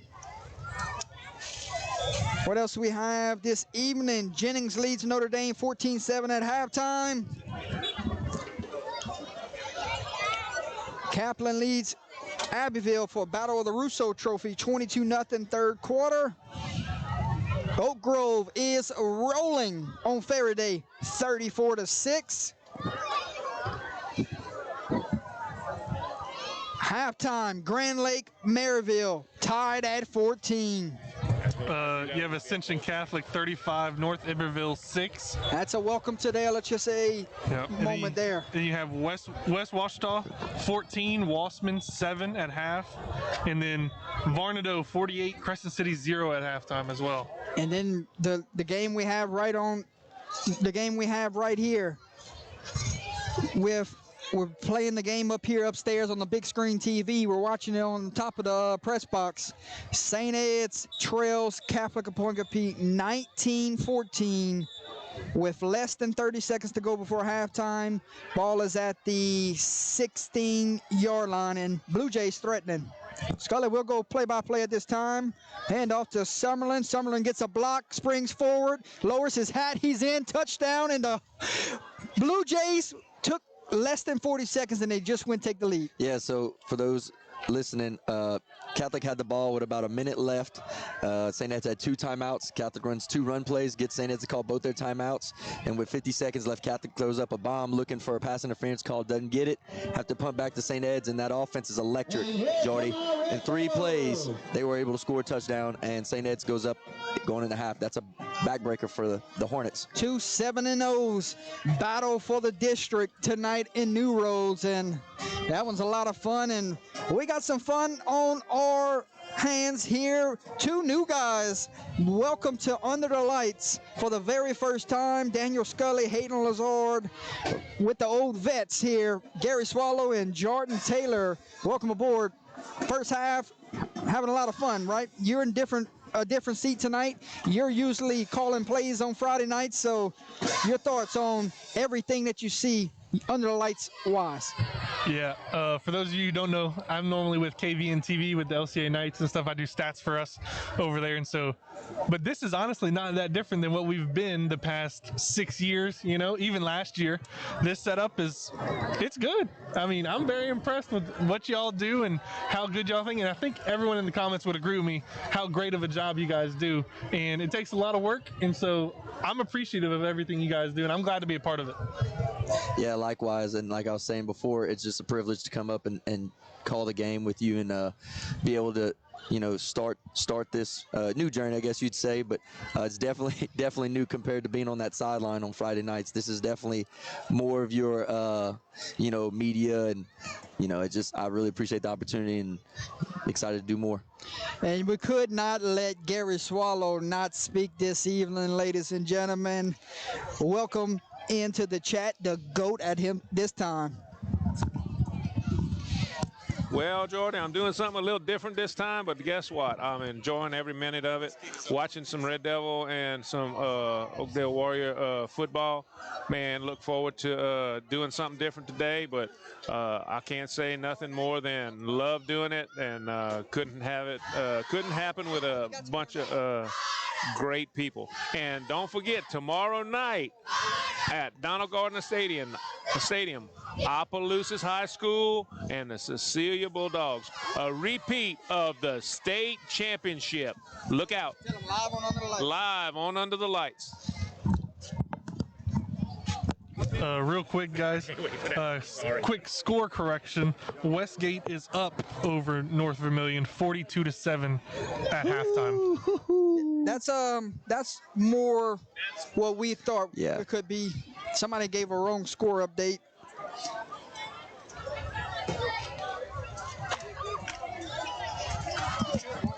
And we're back here for the start of the second half. 13-0 your score. Missed opportunities for the Red Devils in the first half. Think about this. You dropped a touchdown pass on the first drive. A lot of opportunities where they caused a fumble, had an interception, had their shots, but zero to show on the scoreboard. It just goes to show you how Oakdale's able to overcome any sort of adversity right there. Threw the pick late, had the fumble. So poor Barry's winning on turnover battle. They're just not executing down the stretch. And how crucial was that drop touchdown pass? He walks into the end zone. Yeah, he's in the end zone, you know. So you gotta go down the field right here, get a good drive going. If you're the Devils and if you're Oakdale, a little short kick. Gonna roll out of bounds, gonna set up the Red Devils in good field position. And if you get good field position, you go score here, things could get real interesting. Now we go to Oakdale, and what a first half it was, minus the turnovers and minus the big penalties. They really excelled in the time of possession. What was it, 20 of the 24 minutes that they held it? Close to it. Yeah, about 19 or 20 minutes. Time of possession, 19, 20 minutes. That's a winning. That's a recipe of winning success. And a guy we didn't talk about pregame was Brandon Baker Guidry, fullback. He is, when he's running the ball, it's taking more than one guy to stop him. I mean, we talked about 2, we talked about 3, we talked about 9, but man, number 7 is a bull for the Warriors right now. Run the ball very well. They got 4 capable guys, and Hayden, you're going to have to explain this one to me. Why are they getting the ball at the 49-yard line after the kick out of bounds? So if the kick out of bounds goes past the 35, you get the ball at the 35-yard line. If it goes out before the 35-yard line, you get the ball where it went out of bounds. Reverse. Barron's got an alley. He's got a block, and a penalty flag flies. Still on his feet. This big time play could be called back. It come from the guy way on the outside. Yeah, Jordy. Figure this one out, Scully. I think they're going to call in the receiver. Personally, I don't know. That's coming from a guy way far down the field. I'm going to stay away from officiating because, like Lazard said, they are human. So this is a spot foul. First down will count? Well, it depends. If it's 10 yards before. Yeah, we'll just have to see. If the penalty yardage gets them the first down also, then yes, it's a first down. So it should be 1st and 1 then. So now it's going to be 1st and 1. It's going to be 1st and 1. How many times do you see 1st and 1, Jordy? Hey, you see something new every week. Yeah. So 1st and 1, Red Devils come out of the locker room and go right into the bag of tricks. Well, we talked about it. Get the ball to Barron. Whether it's a reverse or a sweep, he's making plays for the Red Devils right now. You gotta feed off of that. You gotta continue to go to the well. 1st and 1 for the Red Devils. Run the ball here, get the first down, right? And they will try to get outside here. He cuts it up. And Didon will indeed get the first down. You needed a yard. You got 2. 1st and 10. Ball lies at the 40-yard line. You know, it's 1st and 1. Why not take a shot there down the field? And if you don't convert, it's 2nd and 1. You know, so yeah, that might have been. But what happens if you throw a pick right there and then your back's broken? Oh, absolutely. I mean, that's always you always have those what-if moments. But that's one of those you throw to the fade, either our guy or no guy. Throw it out of bounds or give him opportunity to catch it. Yes, sir. You check on the DBs, and we're going a little power offense look here. Here comes the power eye, if I'm not mistaken. It looks like a little train set, and they get a block. Oh, lowers his hat. Number 20, Chase Didon, stays in bounds. They say you want to get physical in the first half. We're going to come and set the tone of the second half. Where's that been, Jordy? Well, hats off for Coach Angel. Coming out in the second half saying, we're not backing down, we're going to come and play some football. You run the ball inside, you ran inside zone the first 2 series of the game, nothing there. So let's go to our power set. And so, like you said, Didon right there running with some emphasis. Yeah. And you go right back to the same formation. Let's see if Didon gets another carry here. You're at the 8-yard line. Instead, they go to Valan. Valan cuts it in, and he runs into his blocking back, and he is brought all the way back to the 9. So only a loss of 1. Yeah, if you're Oakdale right here, you got to dig deep because you just gave up that. Pork Barry's got a little MO. Could we see the play action coming off of this wing. You call the formation. Yeah, it looks like just a T. That's literally old school T formation right there. We see an old school play action. And they will go to Didon, and Didon loses the football, and looks like the Warriors have it. And what a drive killer. Warriors have the football, and momentum right back to the Warriors sideline. What a turn of events, Scully. Any momentum that poor Barry had, that's through the window right there. Not sure who was on the return, on the fumble recovery. Let's check the replay upstairs. Looked like maybe number 9, Alsbury, that linebacker. I will say that toss play looked like the running back Didon didn't get the best handle on it before that outside linebacker hit him. Yeah. So I think that kind of what spring. Good job by the outside linebacker, number 20. I don't know who it is on the roster sheet, but good job by that young man. Number 9, Alsbury on the fumble recovery, Gary. So he's doing it through the ground, and he's doing it on defense. And number 7 getting an early carry here, Baker Guidry. And a late flag flies here. Frustrations might be balling over, and the Red Devils might be penalized 15 big ones here. Yeah, if that is on poor Barry, just going to continue to shoot themselves in the foot. That's not good.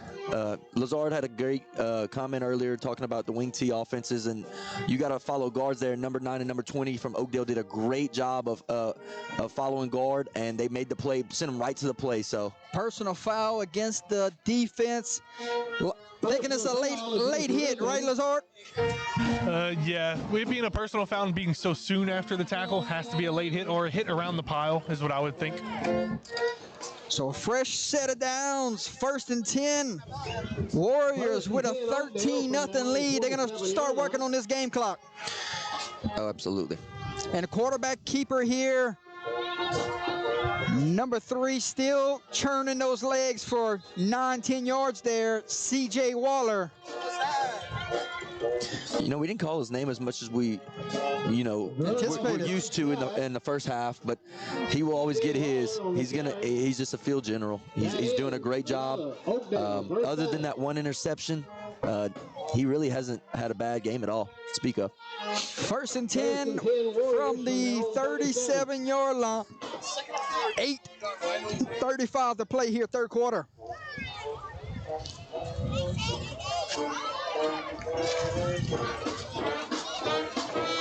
And they're going to run a little reverse here, counter to number 21.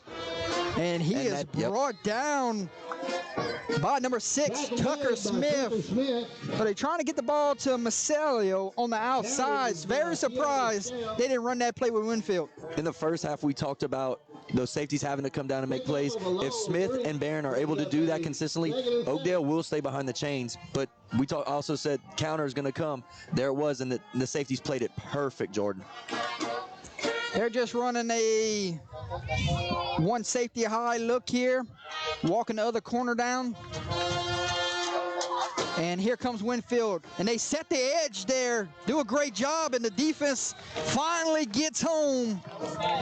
Winfield on the carry. And Winfield was on the carry. Number 75 there on the stop, Luke Stagg.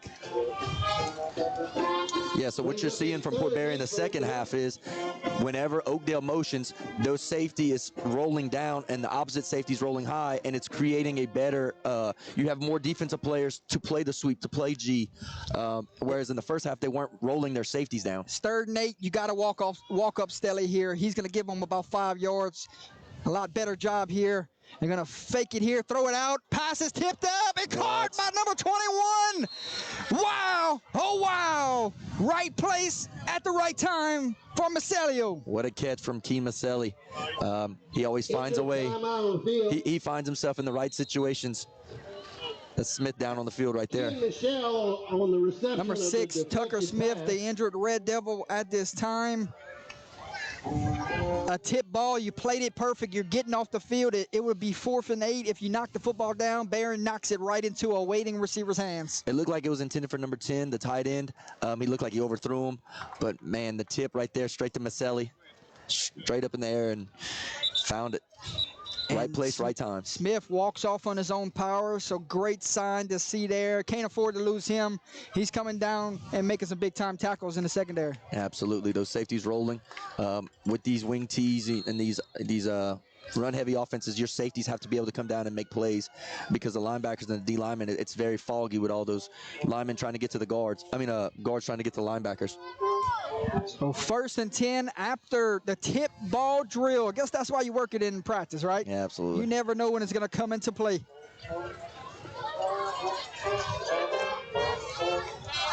And handoff to Macelio, and he gets a carry here, and a penalty flag flies, and kind of in the spot of the field where it'll probably be a holding call. Yeah, I would agree with that as well. So the only thing that's really slowed down Oakdale tonight is themselves. And the thing about Port Barre, they're winning on the 1st and 2nd down. It's the 3rd and 8s and the 3rd and 7s that Oakdale's able to execute tonight, and it's been killing Port Barre. Holding is the call here. And we're going to repeat 1st down. We're just going to see where they spot this football. See your brother checking into the chat at this time. They got a big one tomorrow night from John C. Buck Stadium. Good luck, Drew and the Kinder Yellow Jackets. Yeah, I hope all their lights work tomorrow. The game I showed up to had that one light out in the end zone. So pay y'all light bill, Kinder. Little brotherly love there. 1st and 14, Gary. 1st and about 14. 47. 1st and 15, and handoff to 7, and he's got an alley, and he's running with a mission, and bulldozes his way inside the red zone. Correction, just short of the red zone at the 21, 22-yard line. Great blocking up front. Yeah, offensively, Oakdale's O-line is just mauling them down, and with what Port Barre's running, you get to the play side linebacker, the way it works, if you get the play side linebacker, it's going to be one-on-one with the safety at that point. Backside linebackers not going to be able to get into the play. Are you starting to see a tired Port Barre defense at this time? And number 3, dragging the pile, got a shot to get in the end zone, and just before they get there, finally take them down at the 3-yard line. There's an Oakdale Warrior down at the 17-yard line. We do have an injury on the field. Injury timeout. A lot of tired bodies, right? Absolutely, and the way that Oakdale runs their offense, Waller's going to be able to say, hey, look, we don't know what we need to do right here. Just give me the ball and go right up the middle. Port Barre just now on that last play had 5 down linemen, 1 linebacker. So I don't know if they were out of alignment, but if Oakdale keeps seeing that, they're going to continue to run right up the A-gap. I mean, it's wide open. I think number 54 is battling cramps here. Yep, got to make sure you warm up at halftime, boys. Paul Simeon, the injured Warrior at this time. We'll step away. We'll be back, ladies and gentlemen. 5:34 to play. Oakdale threatening 1st and goal from the 3 when we come back. Are you ready to take your school's fundraising game? Pay your light bill, Kinder. Remember, no sponsors in the second half.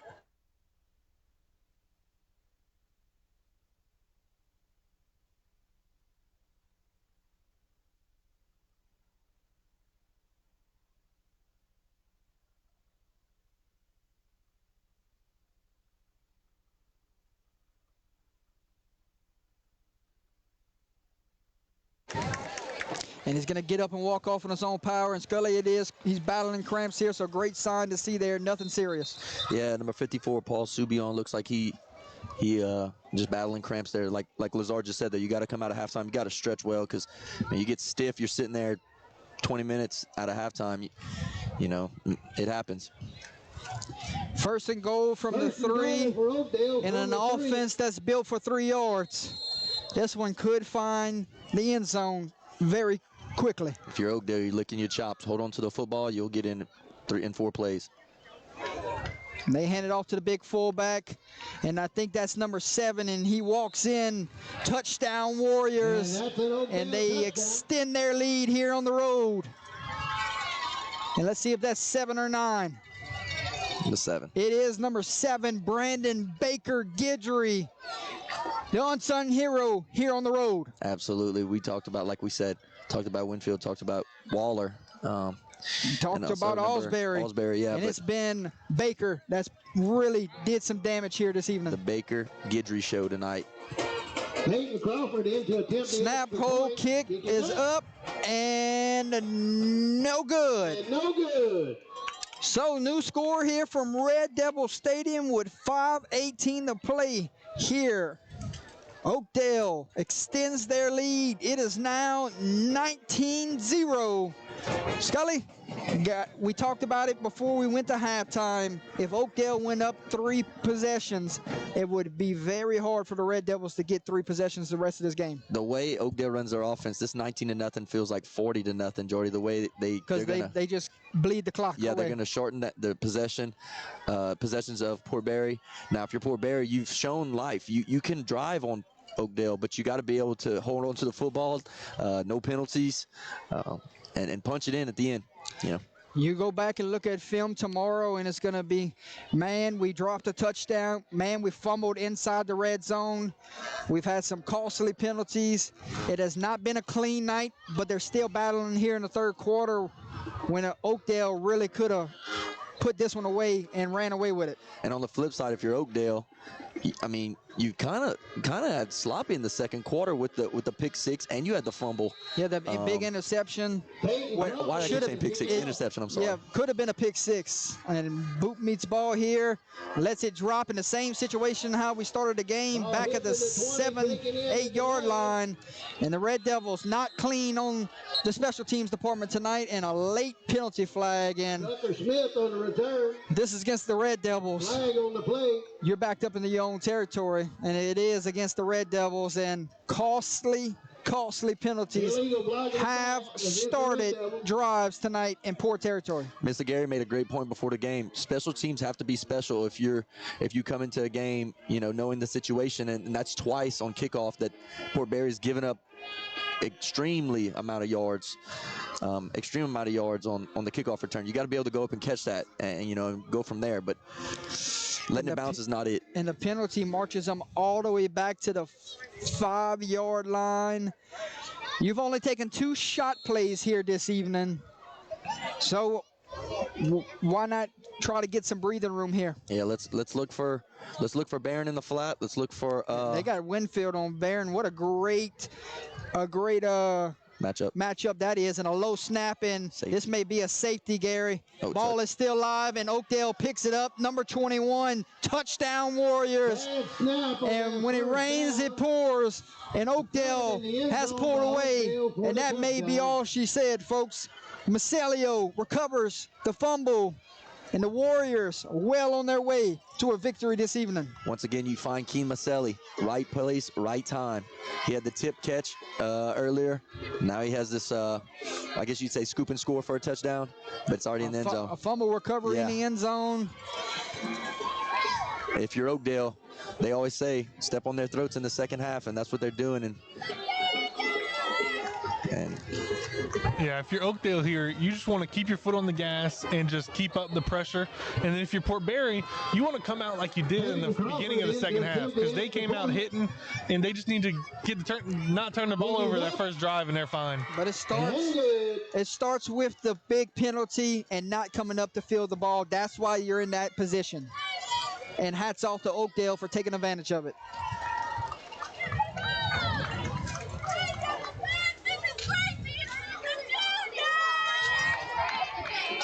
5:04 to play. Red Devil Stadium on a Thursday night. It is all Warriors this evening, folks. 26-0. Oakdale is on the bubble right now. The last team to get in as we enter week 8. This win right here will give them some breathing room, but still got work to do these next 2 weeks. Yeah, absolutely. I'm not sure who they play following this, Jordy, but this win right here, this is going to be a big win. We talked to coming in, and Port Barre was able to find a way to win this one, and one of the other 2, they might either find themselves in the playoffs, but I don't know. Like to Lazard's point, you got to come out if you're Port Barre with some energy. I know it's 26-0, but go down and get a score. Onside kick might get interesting. I don't know. You got to play for 48 minutes if you're the Red Devils. Seniors, you may be down to your final 3 weeks. Leave it all out on the field. See if they come up and instead they squib it here. And full head of steam here. And number 7, he's made a couple plays here this evening. Caleb Olivier And a late flag. out across the 50. And a late flag, it might wipe Flag off the on the big time play. return.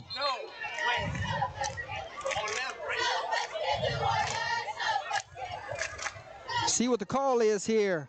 Personal foul, blindside block, and another penalty on special teams. That's 3 big ones. Block against the Red Devils. Yeah, I mean, goes from bad to worse if you're the Red Devils. Lazard, 3 big penalties on special teams. That will do it. If you're the Red Devils, that will get you every time. Yeah, penalties on special teams is not special. We just really gotta clean that up if they want to get back in this ball game. Might be a little too late, Scully, but we'll see how this one plays out. 4:58, third quarter. And Barron will go into that Wildcat look here. And they run a reverse, and this might be a pass, and they could not give Metrodrone a chance to throw the football there. So they were going to run a reverse. They were going to run a reverse pass there, and I take that back. Metrodrone was that receiver. Yeah, and I don't know if they saw, but the viewers at home, it sure looked like. In the backfield brings up a Yeah, second and long a for the penalty Red right there was missed, but no call there. We move on, 2nd and long. Yeah, Metrodrone looked like he was a receiver right there. They're going to try to get it back to him. And they had a guy out in the flat, but, man, Oakdale's just staying home on the defensive side. Coach Bertrand's well-coached team. They're gonna stay home on those back sides. 2nd and long, pass out to Barron. Barron waiting on the blocks to develop, and he gets a few blocks and going to be brought down, but not before. Adam Barron gets a big-time reception, and he's had some big moments here this evening. Yeah, absolutely. If there's one bright point for Port Barre, it's definitely number 0, Adam Barron. You know, earlier in the season, whenever all their quarterbacks went down, Metrodrone and number 16, that would have been Seth Smith. Barron was the one that went in and played that quarterback role, so he's electric for sure. 1st and 10, Red Devils on the move, 3:50 to play. Quarterback will drop back to pass, taking a shot, and pass should have been intercepted there. Winfield gonna want that one back. We'll bring up a That one hit him in his hands. Yeah, double coverage, throwing it over to, I think that's Barron. And Barron is slow to get up here. And he gets up, he's gonna walk off on his own power, but something's bothering him. And that right there, it's just a spot ball. I mean, you tell your quarterback, hey, our guy is going to be in this spot. This is where we want to get the ball. Let's try and take a shot. I'm not mad at the call on 1st and 10, but, I mean, just got to make the play. Quarterback will roll out, fires it to the flats to Olivier, and Olivier cannot stay on his feet and picks up a yard. Going to be 3rd down and 9. With the way the score is and much time's left, 3rd and 9, you can definitely expect 2 plays right here. Even if it's 4th and 9, you can definitely expect Coach Angel. He's going to have 2 plays ready to go right here for 3rd and 4th down. Let's think about this now that we're late in the 3rd quarter. Last week, Colin Desatel, over 200 yards receiving, 2 touchdowns, held without a catch here this evening. Yeah, what number, I think it's 14? Number 8. Number 14 and number 8 have been doing. And they go to Barron here. Barron, sensational catch, and this is going to be a penalty flag. You couldn't have threw that one any better there, and heads up play by 0 to even hold on to it. What a catch by Barron, man. That's one of those you see on Saturday. That's a heck of a catch. And we'll see where they spot this football. Personal foul against the defense will be the call. Personal foul against Oakdale. And they will march it to the 15. So the Red Devils have not had much trouble getting it into the red zone. It's been getting it across those lines to score tonight. Yeah, absolutely. We talked about it. No problem driving, just getting it in late. Barron goes in motion, fake the handoff to him, give it to Didon. And Didon runs right into big 78, Ryan Willis, there to bring him down. Yeah, it's one of those plays where you got to just keep that defensive front honest. Throwing the ball, try to get something there, something cheap, couple of yards, but Oakdale says no, sir.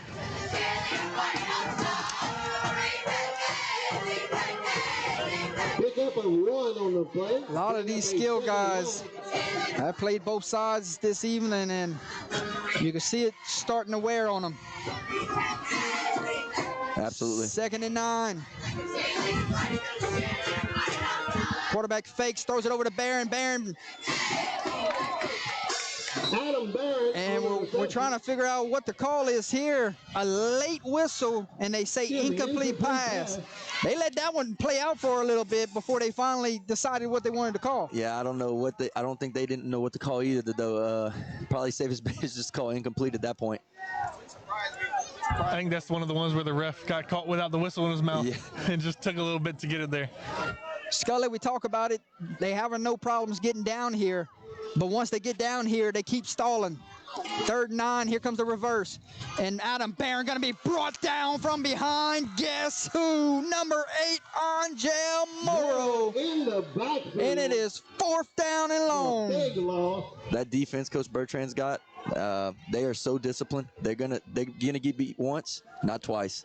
And for Port Barre to go away from what put you all the way down here, running the ball, then running reverse, And we're going to go timeout, Red Devils. Timeout. 4th down and long, and Oakdale's Warriors trying to pitch a shutout this evening, and they have a big opportunity, 4th and long, to get the football right back. 26-yard line, got a long way to go.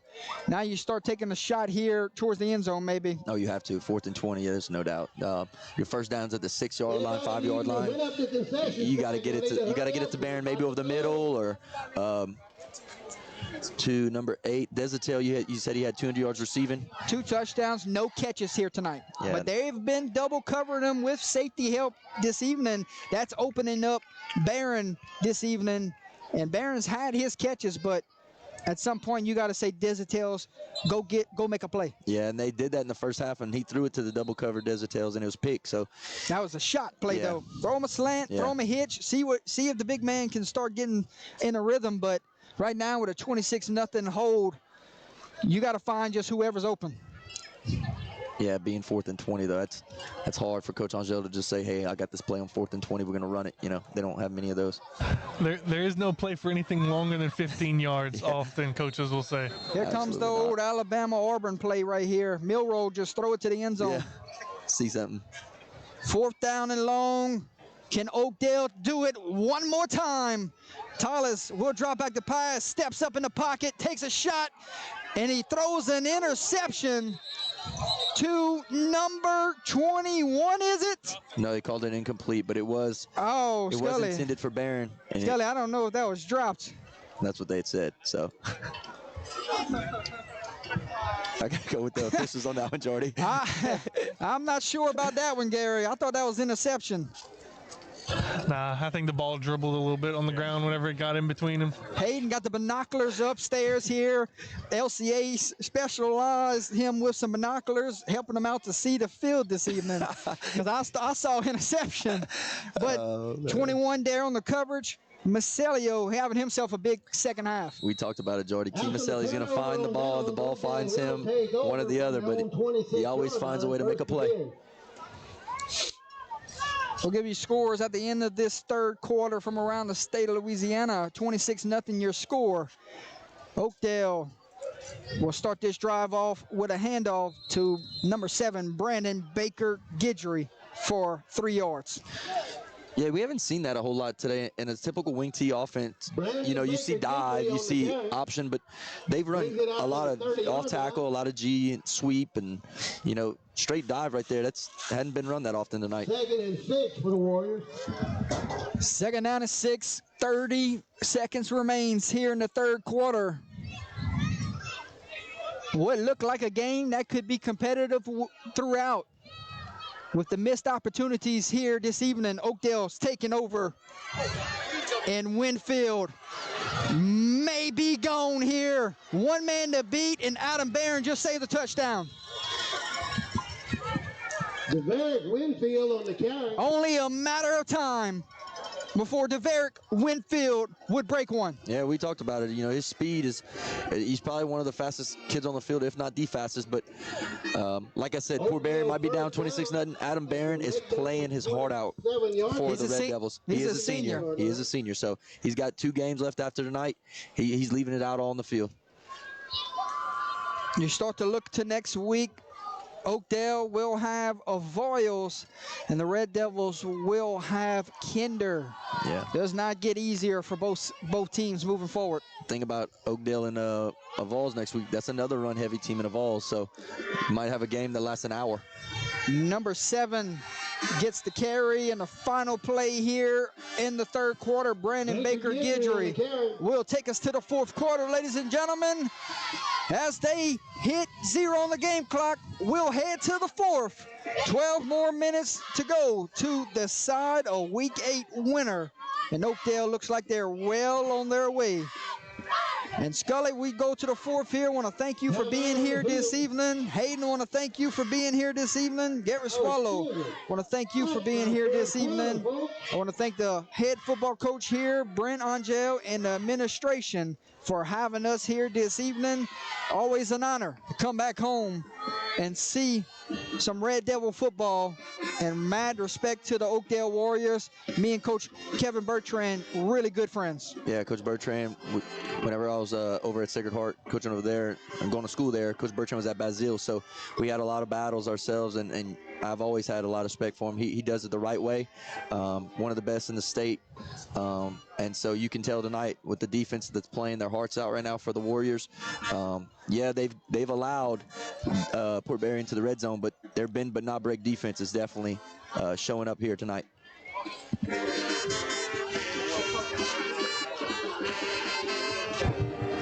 Score update: Jennings 17, Notre Dame 14. Oh, what a battle.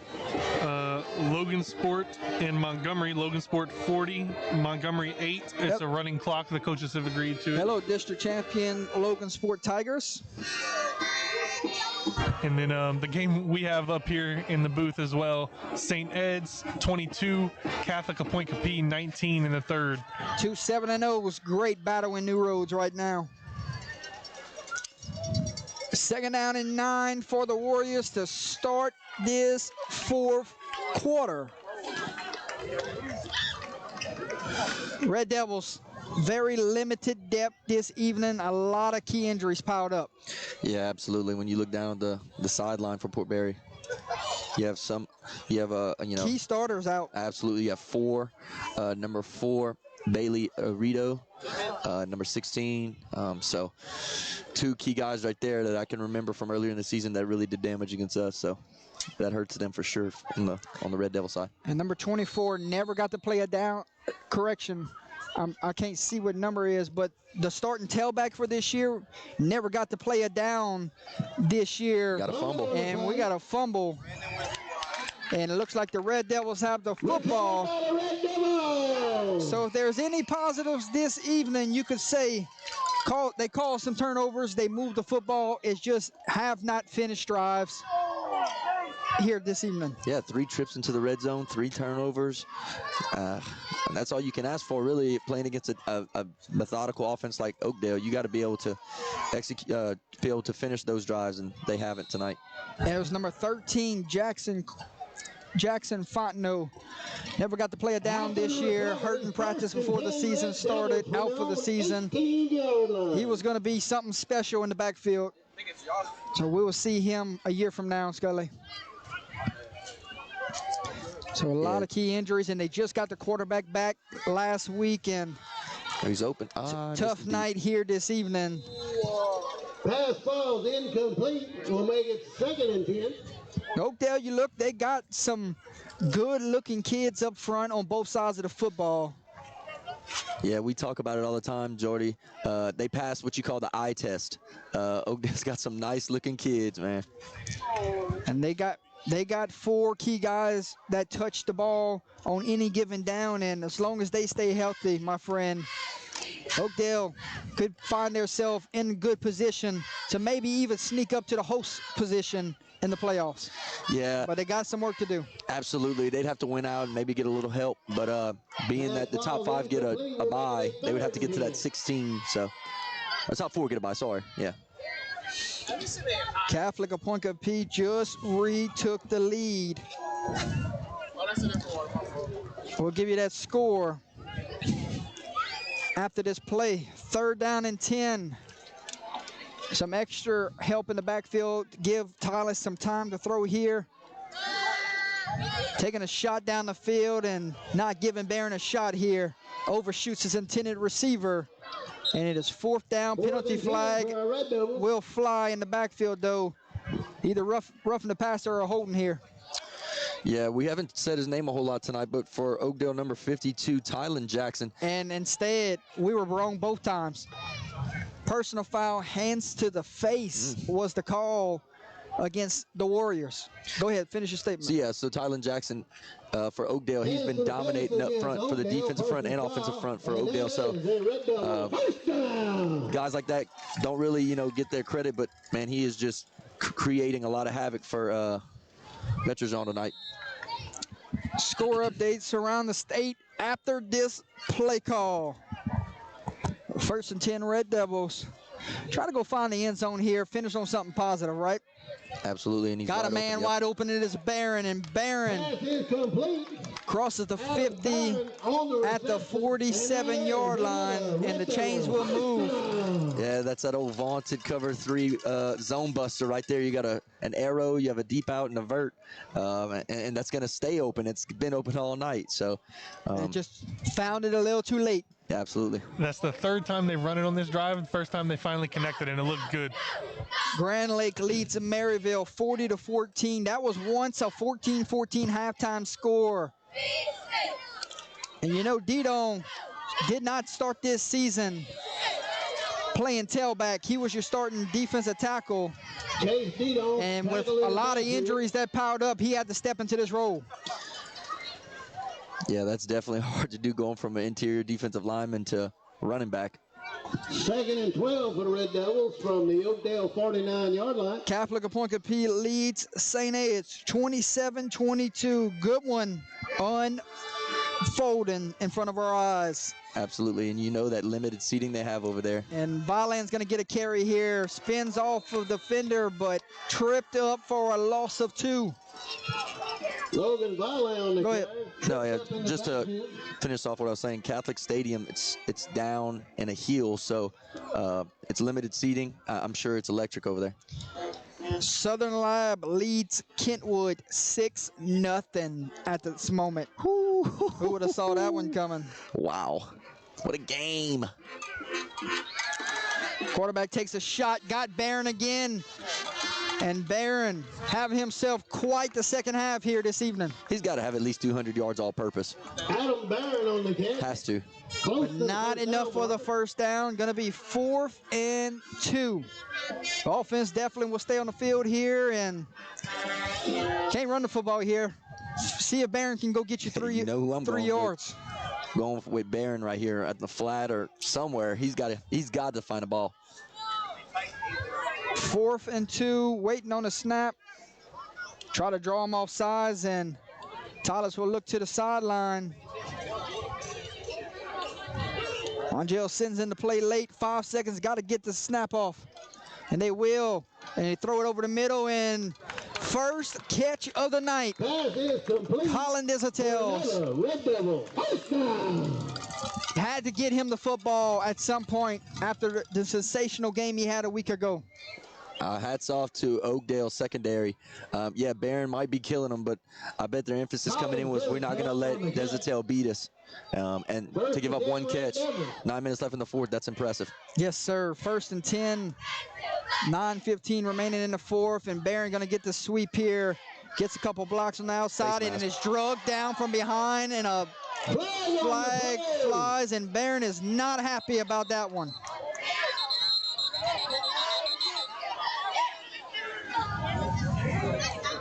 And this is going to be a personal foul, face mask penalty. Real quick, going back to the 4th down catch by Dizitel. I mean, good job. He had a corner on the inside coverage of him, and he ran a slant across his face to make the catch. Just great job, great ball, great catch. Good job. Hey, I want to say that's a great job right there from both teams, and the referees really stepping in to not let anything escalate right there. Absolutely. Both teams grabbed each other. Yep. Referee stepped in between, and that's how you kill something real quick. Especially if you're Oakdale, you know, you have a chance of making the playoffs. You don't want to jeopardize that, being up 26-0 and maybe having a fight or anything like that. You don't want that if you're the Warriors, for sure. After the penalty, Red Devils will find themselves in the red zone. I think this is the 4th or 5th time tonight. Can we get in the end zone? If you're Coach Angel, not a whole lot to be excited about, I guess, as far as the scoreboard's concerned, but punching in here, got to definitely give a bright spot to a gloomy day.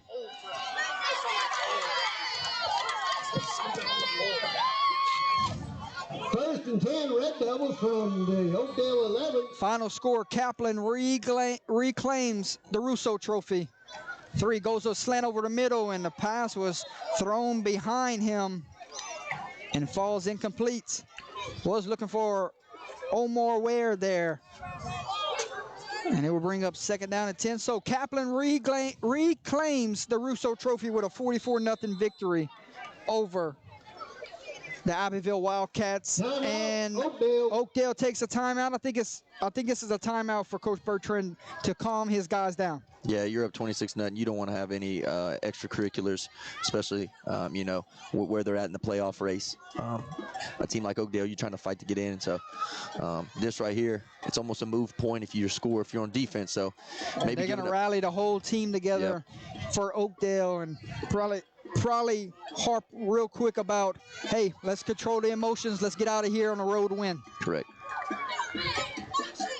Road wins in district are hard to come by regardless of who you're playing. So Westgate leads North Vermilion 49-7. West Washita leads Wasserman 27-13. Final score, Edna Carr beats Warren Easton 62-16. Jennings has a 17-14 lead on Notre Dame, 4th quarter. Franklin has a 38-0 lead on Houma Christian. Oak Grove has a 34-6 lead on Ferry Day. 41-6 just reported for that game. There you go.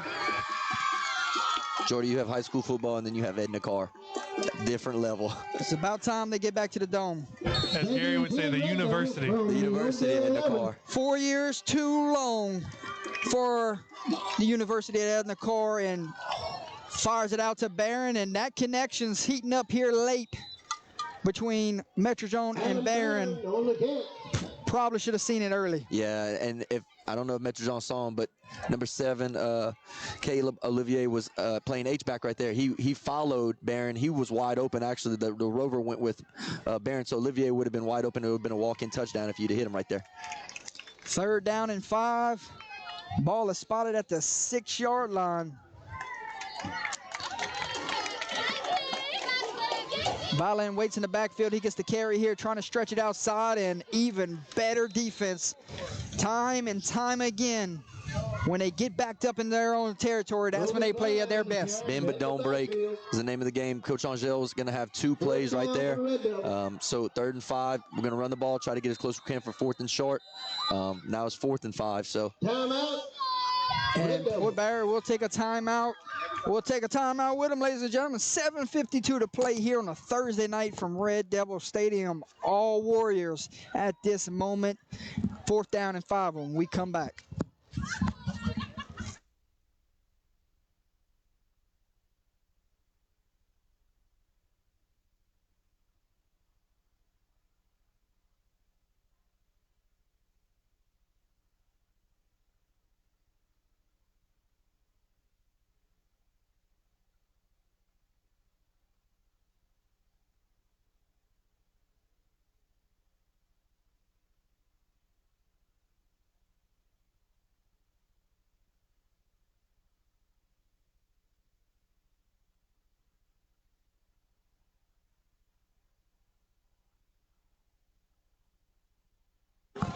Here we go, back from the timeout.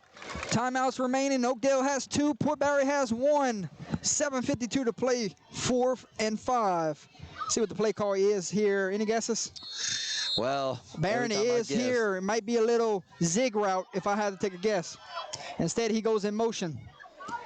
He will roll back, trying to throw it back to the tailback, and the pass is caught and down at the 1-yard line. You couldn't have covered it any better, but Chase Didon with a big-time grab, and they're signaling turnover on downs. Yeah, first down Oakdale. They were going to be able to get the first down if they got to the 1. Hold on, they're gonna spot the football, and we're still waiting here. Now he's got to take a look across the field. I think they have to measure First this. down, Red Devils. Hey!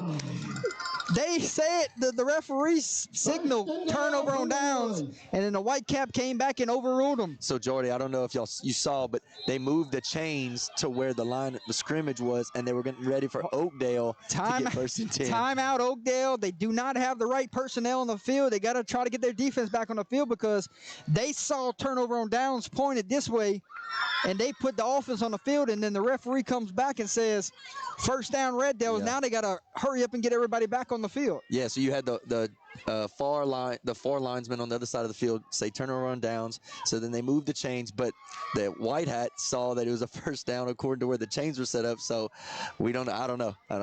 I would say don't be surprised if Oakdale actually gets this timeout back because of the officials calling it turnover on downs.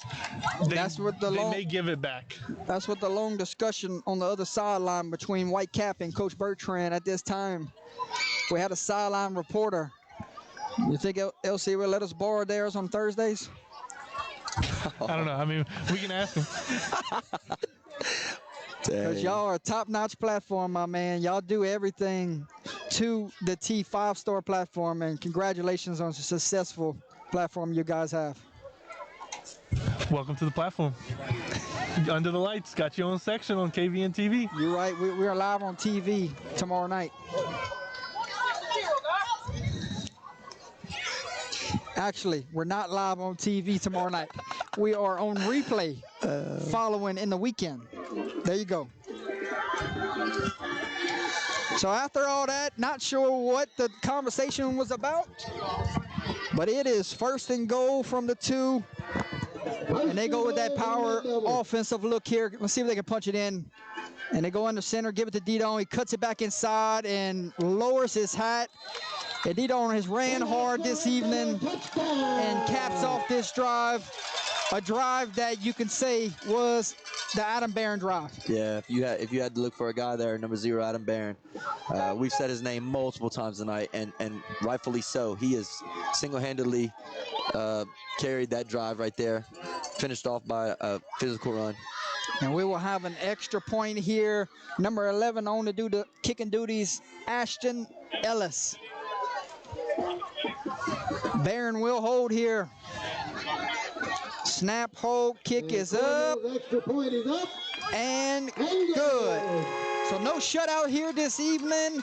Great to see the Red Devils go get some points, my friend, because they've had 4 opportunities that have come up empty without points this evening. So drive number 5, that's got to feel good. Yeah, having the ball in the red zone 5 times, or 4 or 5 times, and getting one touchdown out of it, definitely going to be kicking yourself tomorrow. New score from Red Devil Stadium, 7:35 to play here in this one. And Oakdale has a 26-7 lead. Now if you're Oakdale, so this one does not get interesting, you start to work on that game clock. Oh, absolutely. I mean, Port Barre's going to come with an onside kick here. Not getting it if you're Port Barre, Oakdale's going to take the ball and just say, all right, we're going to go down the field and we're going to drive. We're going forward on 4th down too, Jordy, so you're going to have to stop them for 4 plays. Beauty of a punt just now from St. Ed's. That one's going to come down to the final possession, I'm afraid, my friend.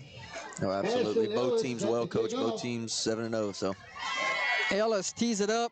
Onside kick pending here. And Winfield waits at the 50 down here at the numbers. 21 had himself quite a night also. He's over there at the hash marks. Keen Maselli finds the ball. And then your quarterback, C.J. Waller, waits at the 35 down here at the numbers. And here comes the onside kick. And it is taken in by Alsbury at the 50-yard line, midfield. And Oakdale will take over 1st and 10 after the onside kick, and might have not been where he wanted to kick it. No, it almost looked like a shank. It looked like it came off his foot a little weird. Maybe being that he had the guys so far wide, you're on the right hash, it looked like he was trying to come down here to this near side towards the Port Barre sideline, but almost looked like, a little funky there. In the third quarter, Catholic Appoinca P leads St. Edge 26-22. What a ball game. I'll tell you what, There's Jordy. a lot of energy in that stadium. We're watching it upstairs here. Might have to stick around and watch this one. 1st and 10. Winfield gets the football here, and Winfield spinning off tackles, dragging defenders to the 40-yard line. A 12-yard scamper. First down, Warriors. They do what they do best. They're going to pick up yards the hard way. 7 minutes left in the game. Don't expect the ball to be in the air. Here, Coach Bertrand's bunch. And probably snapping the football under 10 seconds on the play clock also the rest of the way. Absolutely.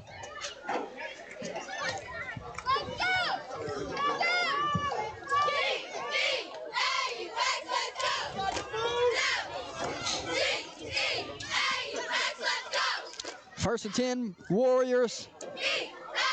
Hand off to the big fullback, number 7. Had himself quite a night. Adds on to his already big stat line, Brandon Baker Guidry. That just sounds like a football name, Jordy. Brandon Baker Guidry. I bet he's probably had 10 to 15 carries, and every one of them has been physical, hard-nosed running. Picked up 5 yards there. 2nd and 5 from the 34-yard line. 6:22 to play here in the fourth quarter. See where they snap it when the play clock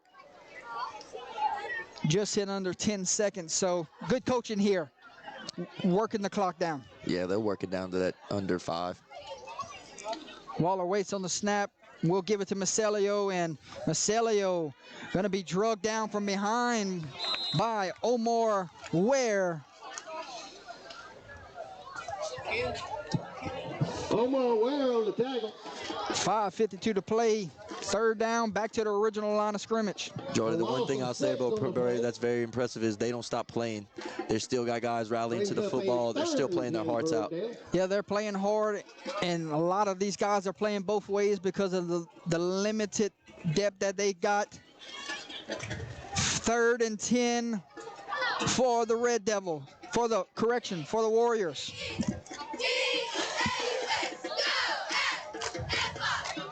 And they hand it off to the big fullback, and number 7 meets the pile, and he's taken down. And one of the first times tonight we've seen a 3rd and 8 or 3rd and 9, 10 stopped. I don't know what the 3rd down conversion has been on 3rd and 5 plus, but that might have been the first one they don't get. Brings up a 4th and 8 for the Warriors. 4th and 8, kind of in the spot of the field where you're not punting here. Not at all, no. It's 4:50 left in the game. Got the ball at the 37-yard line. Now I'll turn to on 4th and 8. I'll look for where number 8, Angel Moro is. And he will come to the bottom of your screen, and Stelly will follow him here. We'll see if this is where he goes to on 4th down. Instead, to give it to a reliable back here, and he will pick up the 1st down. And this one should be a penalty flag instead. No call here, Scully. I was going to say, I don't think Oakdale was going to throw the ball there. I think you give it to Winfield, but and that is an Oakdale 1st down. It almost seemed like he didn't face mask. He literally just grabbed him by his helmet and turned it. Yeah, it looked like kind of. And there's a late flag right there. Flag on the play. So it will be personal foul, face mask against the defense. Personal foul. Not often you see it 30 seconds later before the flag hits the ground. Right, it's one of those weird things, you know. That one should have been called from the get-go. Look, refs do have the option to wait and talk to see what they both saw and then make the decision. So possibly someone else just had a better angle, wanted to confirm with the other ref. Well, the helmet was 5 yards down the field. What other angle you need? Yeah, and at that point, 4 minutes left in the game. It's kind of hard to, Not C. You're right. 4:24 clock runs from the 12-yard line. And he's got the play clock right in front of him if he wants to take a look here behind the end zone so they can know when they want to snap this football. Jordy, I'm either going quarterback sneak or I'm going fullback dive. That's all you need right here if you're Oakdale. You've been dominating them. C.J. Waller goes under center. Instead, he gives it to 7.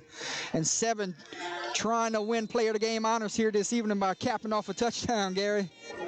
Baker Gidry on He's the trying to carry. go get him player of the game honors by capping off a touchdown on this drive. Pick up a 6, brings up a 2nd and 4 for Oakdale. 2nd down and about 5 from the 6-yard line.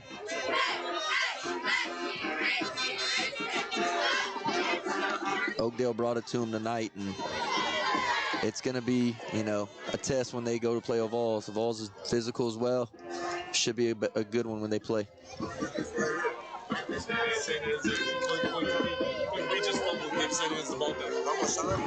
Not sure. And they run it up through, and he caps off this drive.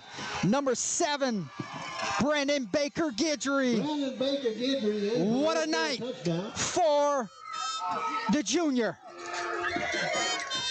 He's definitely opened eyes, Dory. Coming in, we didn't have him on our radar, and he said, "Hey guys, I want that award tonight," and he may have earned it. Have a good night. Yes, sir. Safe travels back home, Coach.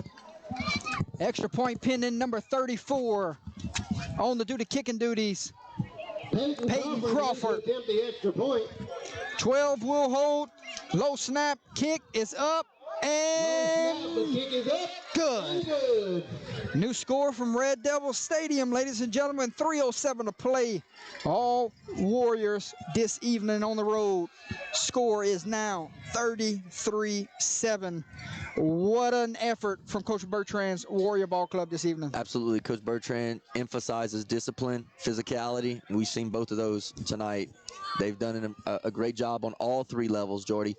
Mr. Gary brought up a great point about special teams, and they have dominated the special teams battle tonight. The only thing I would say about Oakdale is they've had 3 turnovers. And so, unfortunately, for Port Barre, they weren't able to capitalize, but I'd say that's the only thing they got to clean up is the turnovers. Other than that, offensively, defensively, special teams, you can't complain. Yeah, turnovers and penalties, I mean, it plagues every team most of the time. Yeah. Whenever you lose, especially a game like this, it's oftentimes your own fault and stuff.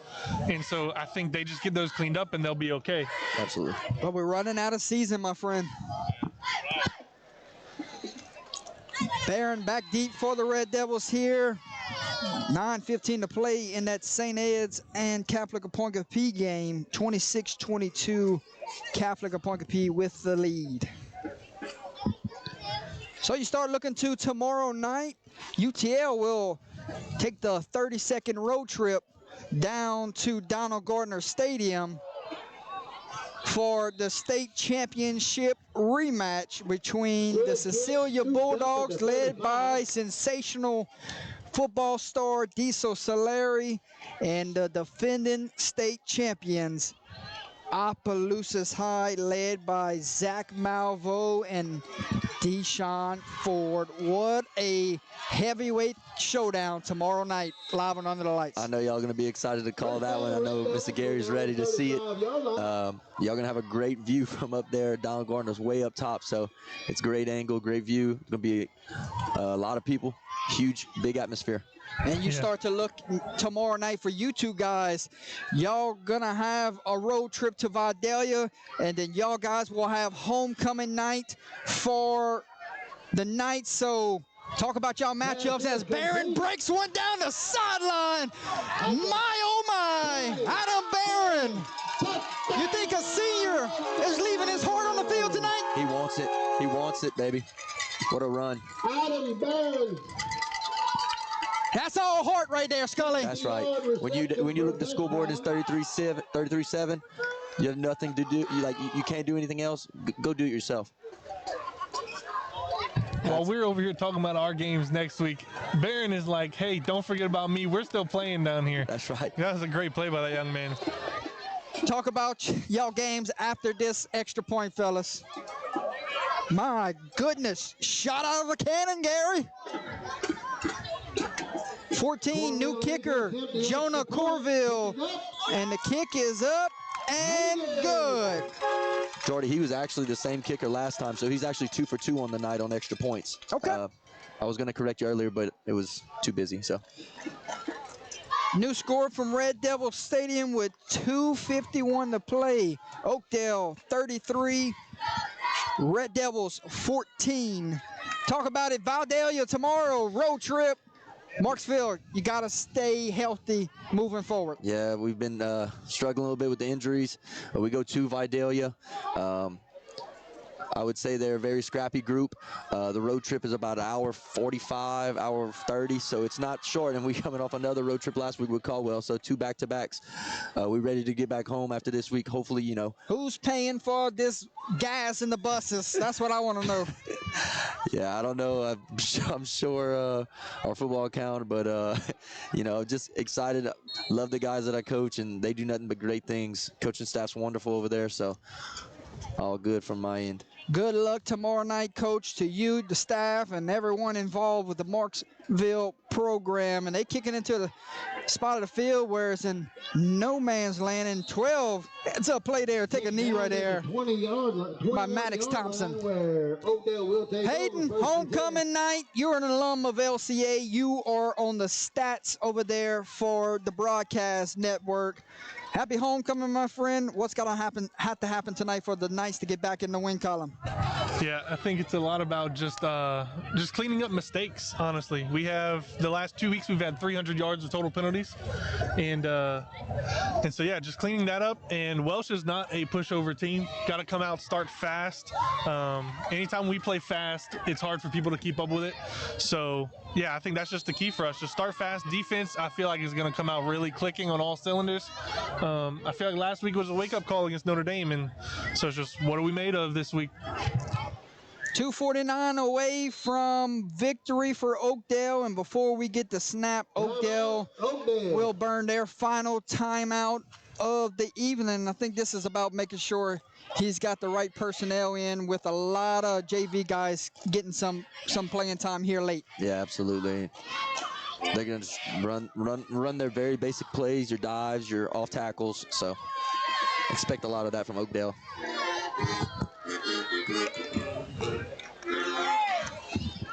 And correct me if I'm wrong, I don't think number 2 has been in the last 2 drives for Oakdale. No, after that helmet came off, he's been on the sideline. So hopefully he didn't get injured in that play, but we haven't seen him since. That would be a huge loss for Oakdale if he were to be injured in some sort of way. I don't see him on the sideline over there with the trainer. So I don't think we're in that spot. I think it's about more of a let's not lose anybody important with 2 big games the rest of the season with playoff implications on the line. Absolutely. New quarterback checks into the game. We'll get you his number after this play.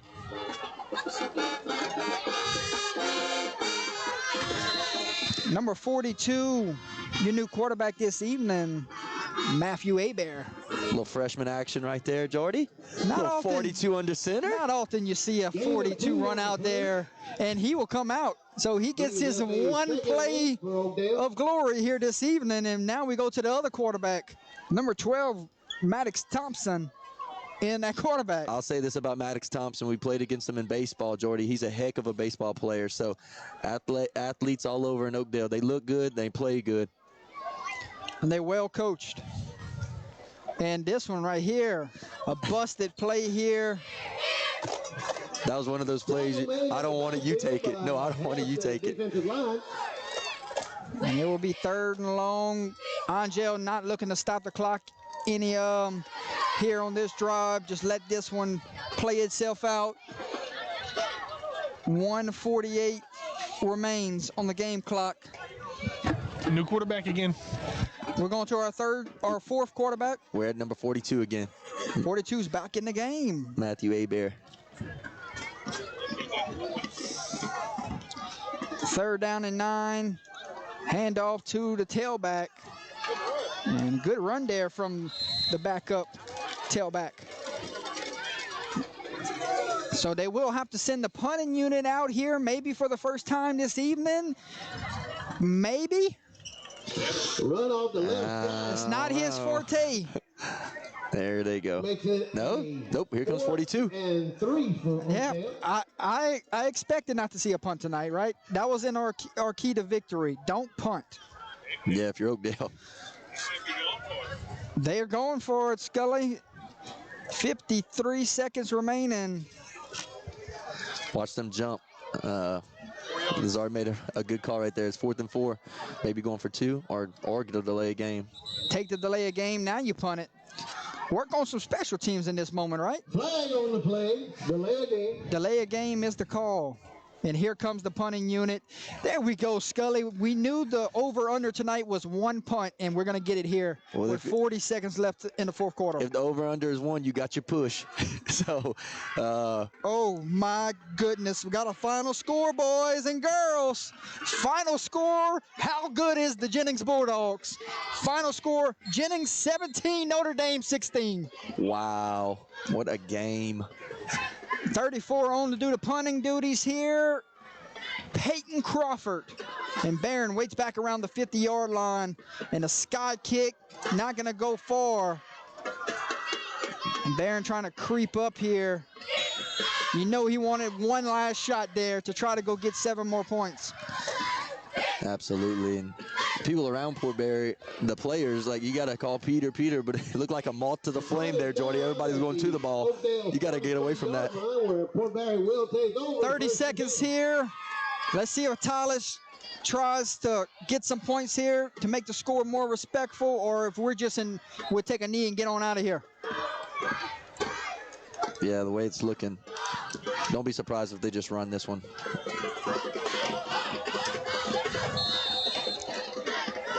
Let's see if they hand this off to Violin. And we got a late substitution coming on the game. He didn't have his helmet on coming on the field. But gets set in time, and they do hand it off to Violin. And Violin runs for about 7-8 yards, and that will be all she wrote this evening, Mr. Scully. Yeah, absolutely.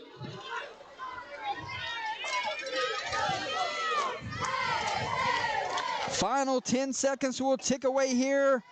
Will not get another play in. And the Warriors come on the road, knock off the Red Devils. Final score, 33-14. What a win for the Warriors that's playing for their playoff lives right now. Absolutely, and you know, you got Avols, like you said, next week. That's another winnable game. Avols is going to come ready too, though, so that's going to be a good matchup between 2 run-heavy teams. Again, who's going to win the trenches in that game? Next week, Red Devils senior night against the Kinder Yellow Jackets.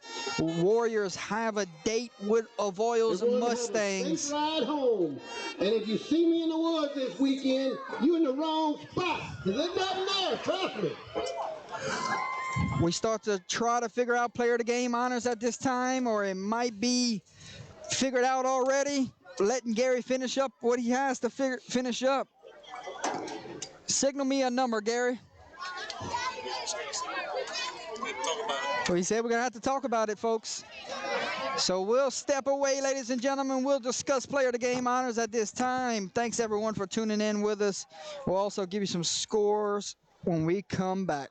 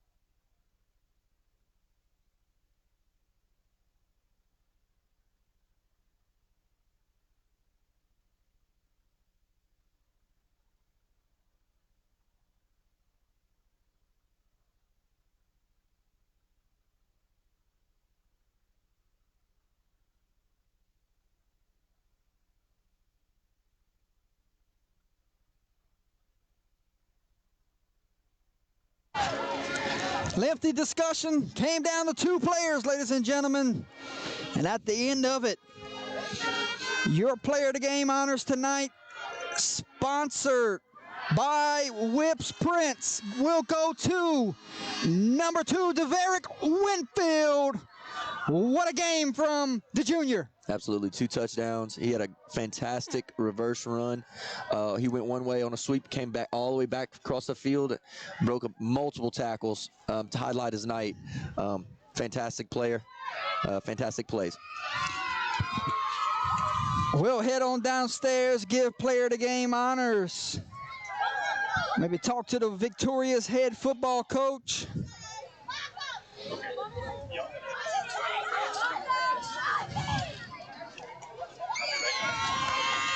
Takeaways from this evening from both sides. I'll give the floor to you guys at this time. Yeah, I mean, Oakdale just came out, did what they do, and just executed really good against Port Barre. And yeah, number 2, what was his name again? Number 2 for Winfield. Winfield? Yeah, Deverick Winfield. That kid is really, really good. I mean, and he showed it. And so just great win for Oakdale. Port Barre need to get on track, get into playoffs, and move on to next week. Yeah, I think for Port Barre, you know, you got to spotlight Barron. He played his heart out for him. Kudos, hats off to Oakdale's defense, being able to allow, even though they allowed Port Barre in the red zone 5 times, giving up 1 score. That's got to say something in the red zone. Barron did have a late touchdown, but being what Port Barre did, moving the ball, not being able to execute in the red zone hurt. All right, boys. Who wants to walk with me?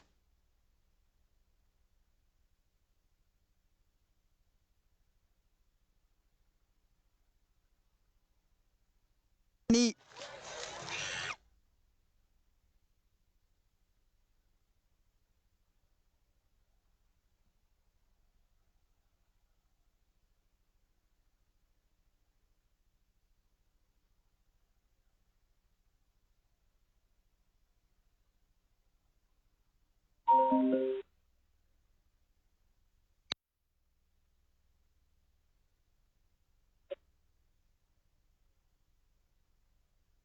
Okay.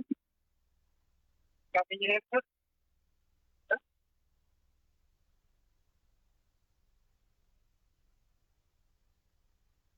Stella, you can hear me in your headset? Okay. I'm going to head downstairs. I'm going to talk to the player game honors. Here's your zoom and zoom out. See what's him whenever I get down there, my friend. Sounds good?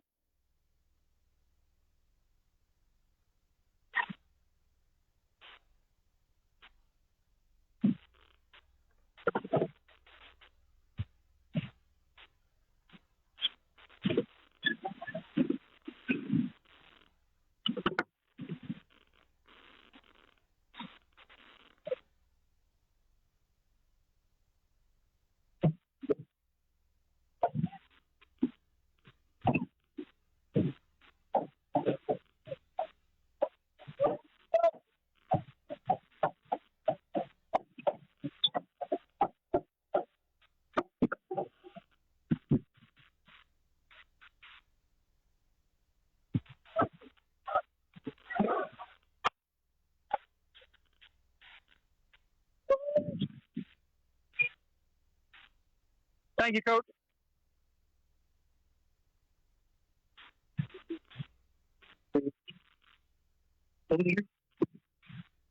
Coach first. Stella, you got me upstairs? Yeah. Say something? Okay, got you.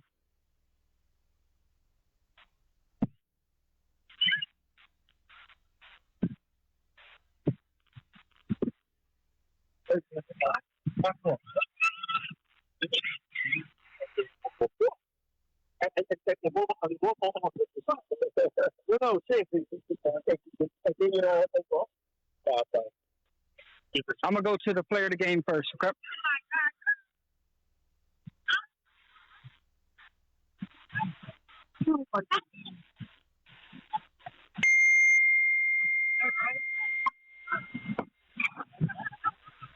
You got 2 flags? Yeah, that's one of the things. Kelly, you got me upstairs? All right. Well, ladies and gentlemen, still watching at this time upstairs with Cheating upstairs. Player of the game honors tonight goes to number 2, Mr. Winfield. Congratulations. Always an honor to call your games, and you put on an absolute show this evening. It was a complete team effort. Absolutely. You guys, for 4 quarters, really came out and wanted to make a statement this evening, I'm sure. Yes, sir. I just want to say thank you. You can watch it against the Uh-huh. I ain't got no words. I ain't gonna lie. My friend, let's talk about your group here. The offensive line paved the way all night. They set up some big holes for yourself, Mr. Waller, Alice Barre, and even number 7 right behind us. You guys had a phenomenal night. Yes, sir. They did a good job. I'm thankful for them, and hope they can do this all year long. We should be good, man. My friend, Thursday night here, how you celebrate the victory tonight? I'm going to sleep. You going to sleep? I'm going to sleep. And then back to work tomorrow? Yes, sir. A big one next week with the Boyles. Back to work. I'm sure the rest of the way, everything is gonna mean a little bit more, and the steps at practice is gonna be a little bit more work to do, right, to get into these playoffs and go make a little run at this. Gotta stay locked in the whole season. 3-5. Congratulations, player of the game honors tonight. Any special shout outs you want to have right here? You got the entire family right here. My mom, my homeboy, Bad Mom. I was coming. My team, my mom, like good tonight. Always. Nice road win tonight. Congratulations. Like I said, it's always an honor to call yourself when we're upstairs. Thanks. Enjoy it. What's up, my friend? Hey, the Yankees Dodgers. You got it. I'll go in now. Let's go, boy. Yeah. Coach, you got time? Kelly, you still got us upstairs? Sitting here with victorious head football coach, Coach Kevin Bertrand. Coach, it's great to see you again after, seems like it's been a while. Well, it has been. It seems like it's been years, Jordan. Yes, sir. New color this year, but it's always an honor to call your football games. And team tonight, Thursday night football, short week, but this one right here was important because of where you're sitting at in the rankings right now. Right. Had to get it, and you guys came and played 4 quarters of football tonight. Talk about the effort from your group. Yeah, I just talked to them about that before the game, at halftime, and just now after the game, about how we haven't played 4 quarters yet. So for us to come over here and play a solid 4-quarter ball game, it wasn't perfect by any means. Right. But for us to come out and play 4 quarters of football like we just did, I'm extremely proud of our team. Coach, you had 3 or 4 guys tonight put up big-time numbers, but the offensive line paved the way all night, and they dominated this game, and you dominated the time of possession. That's a big-time win for you guys, I'm sure. No doubt. The offensive line always just gets a bad rap. Everybody starts hollering at them when we're not moving the ball, so they're not blocking. But whenever we do move the ball and run the ball like we did tonight, it's due to those guys opening up those holes. And so, and they don't never get the credit that they deserve. I always tell them, you're crazy to be an offensive lineman because you're never going to get that credit. It's always going to be either a great back or a bad line. And so for them to come out and do that for our team tonight, I'm just so proud of them. Coach, your defense for 3.5 quarters was holding a shutout 4 times tonight. Red Devils get inside their red zone and come up empty with points. How proud of you of that group and their performance this evening? The defense has been doing a great job even the last few weeks. It's just been the little things that we've been missing. So, with tonight, and that was part of us finishing and playing that 4 quarters, is we didn't care where we were at on the field. If they're first and goal from the 6-yard line, hey, we got to stop them for 4 plays. Let's stop them. And they just really rose to it tonight. Absolutely. Coach, work is not done. I'm sure it's back to work tomorrow, and you got a big one next week at the Boyles. The rest of them are big because playoffs are right around the corner, and the Warriors still got some work to do to solidify your spot. Right. We talked about this, that we knew that these last 3 games were going to be the most important games of the season, the way things were going. So, we knew tonight was a big night. We shouldn't slip up, and we took care of business. So next week, we refocus on the last week 9. And that's the most important game of the season, and that's the most important thing that we have going right now. So we have to go and take care of business to make sure that we can get into that top 28 and make sure we get into the playoffs because, that's what we're fighting for right now. Coach, I want to talk to you about when we did impact players in pregame. We mentioned 3 names. We mentioned C.J. Waller, we mentioned Mr. Winfield, and we mentioned Mr. Alsbury. Number 7 was not mentioned tonight, but what a game he had. Unsung hero here on the road this evening. Right. I mean, him and Jacoby have been flipping out at fullback. And Jacoby, tweaked his ankle tonight. And so we decided to limit him what he was doing, which meant Brandon had to get a lot more reps. I think he got stronger as the night went, getting more comfortable back there. I mean, the wing T is a brand new offense for this team. Yeah. So and now he's really starting to see it. He was seeing where his fit should be, where he should, and how hard he needed to hit it. And I thought Brandon just did an amazing job of just stepping up and being able to go the whole way. Coach, always an honor to call your football games. Thank you for being a great friend. Thank you, buddy. Enjoy it. If you ever need anything, don't hesitate. Appreciate it. Thank you, John. Sending it back to you upstairs at this time. We'll head back upstairs.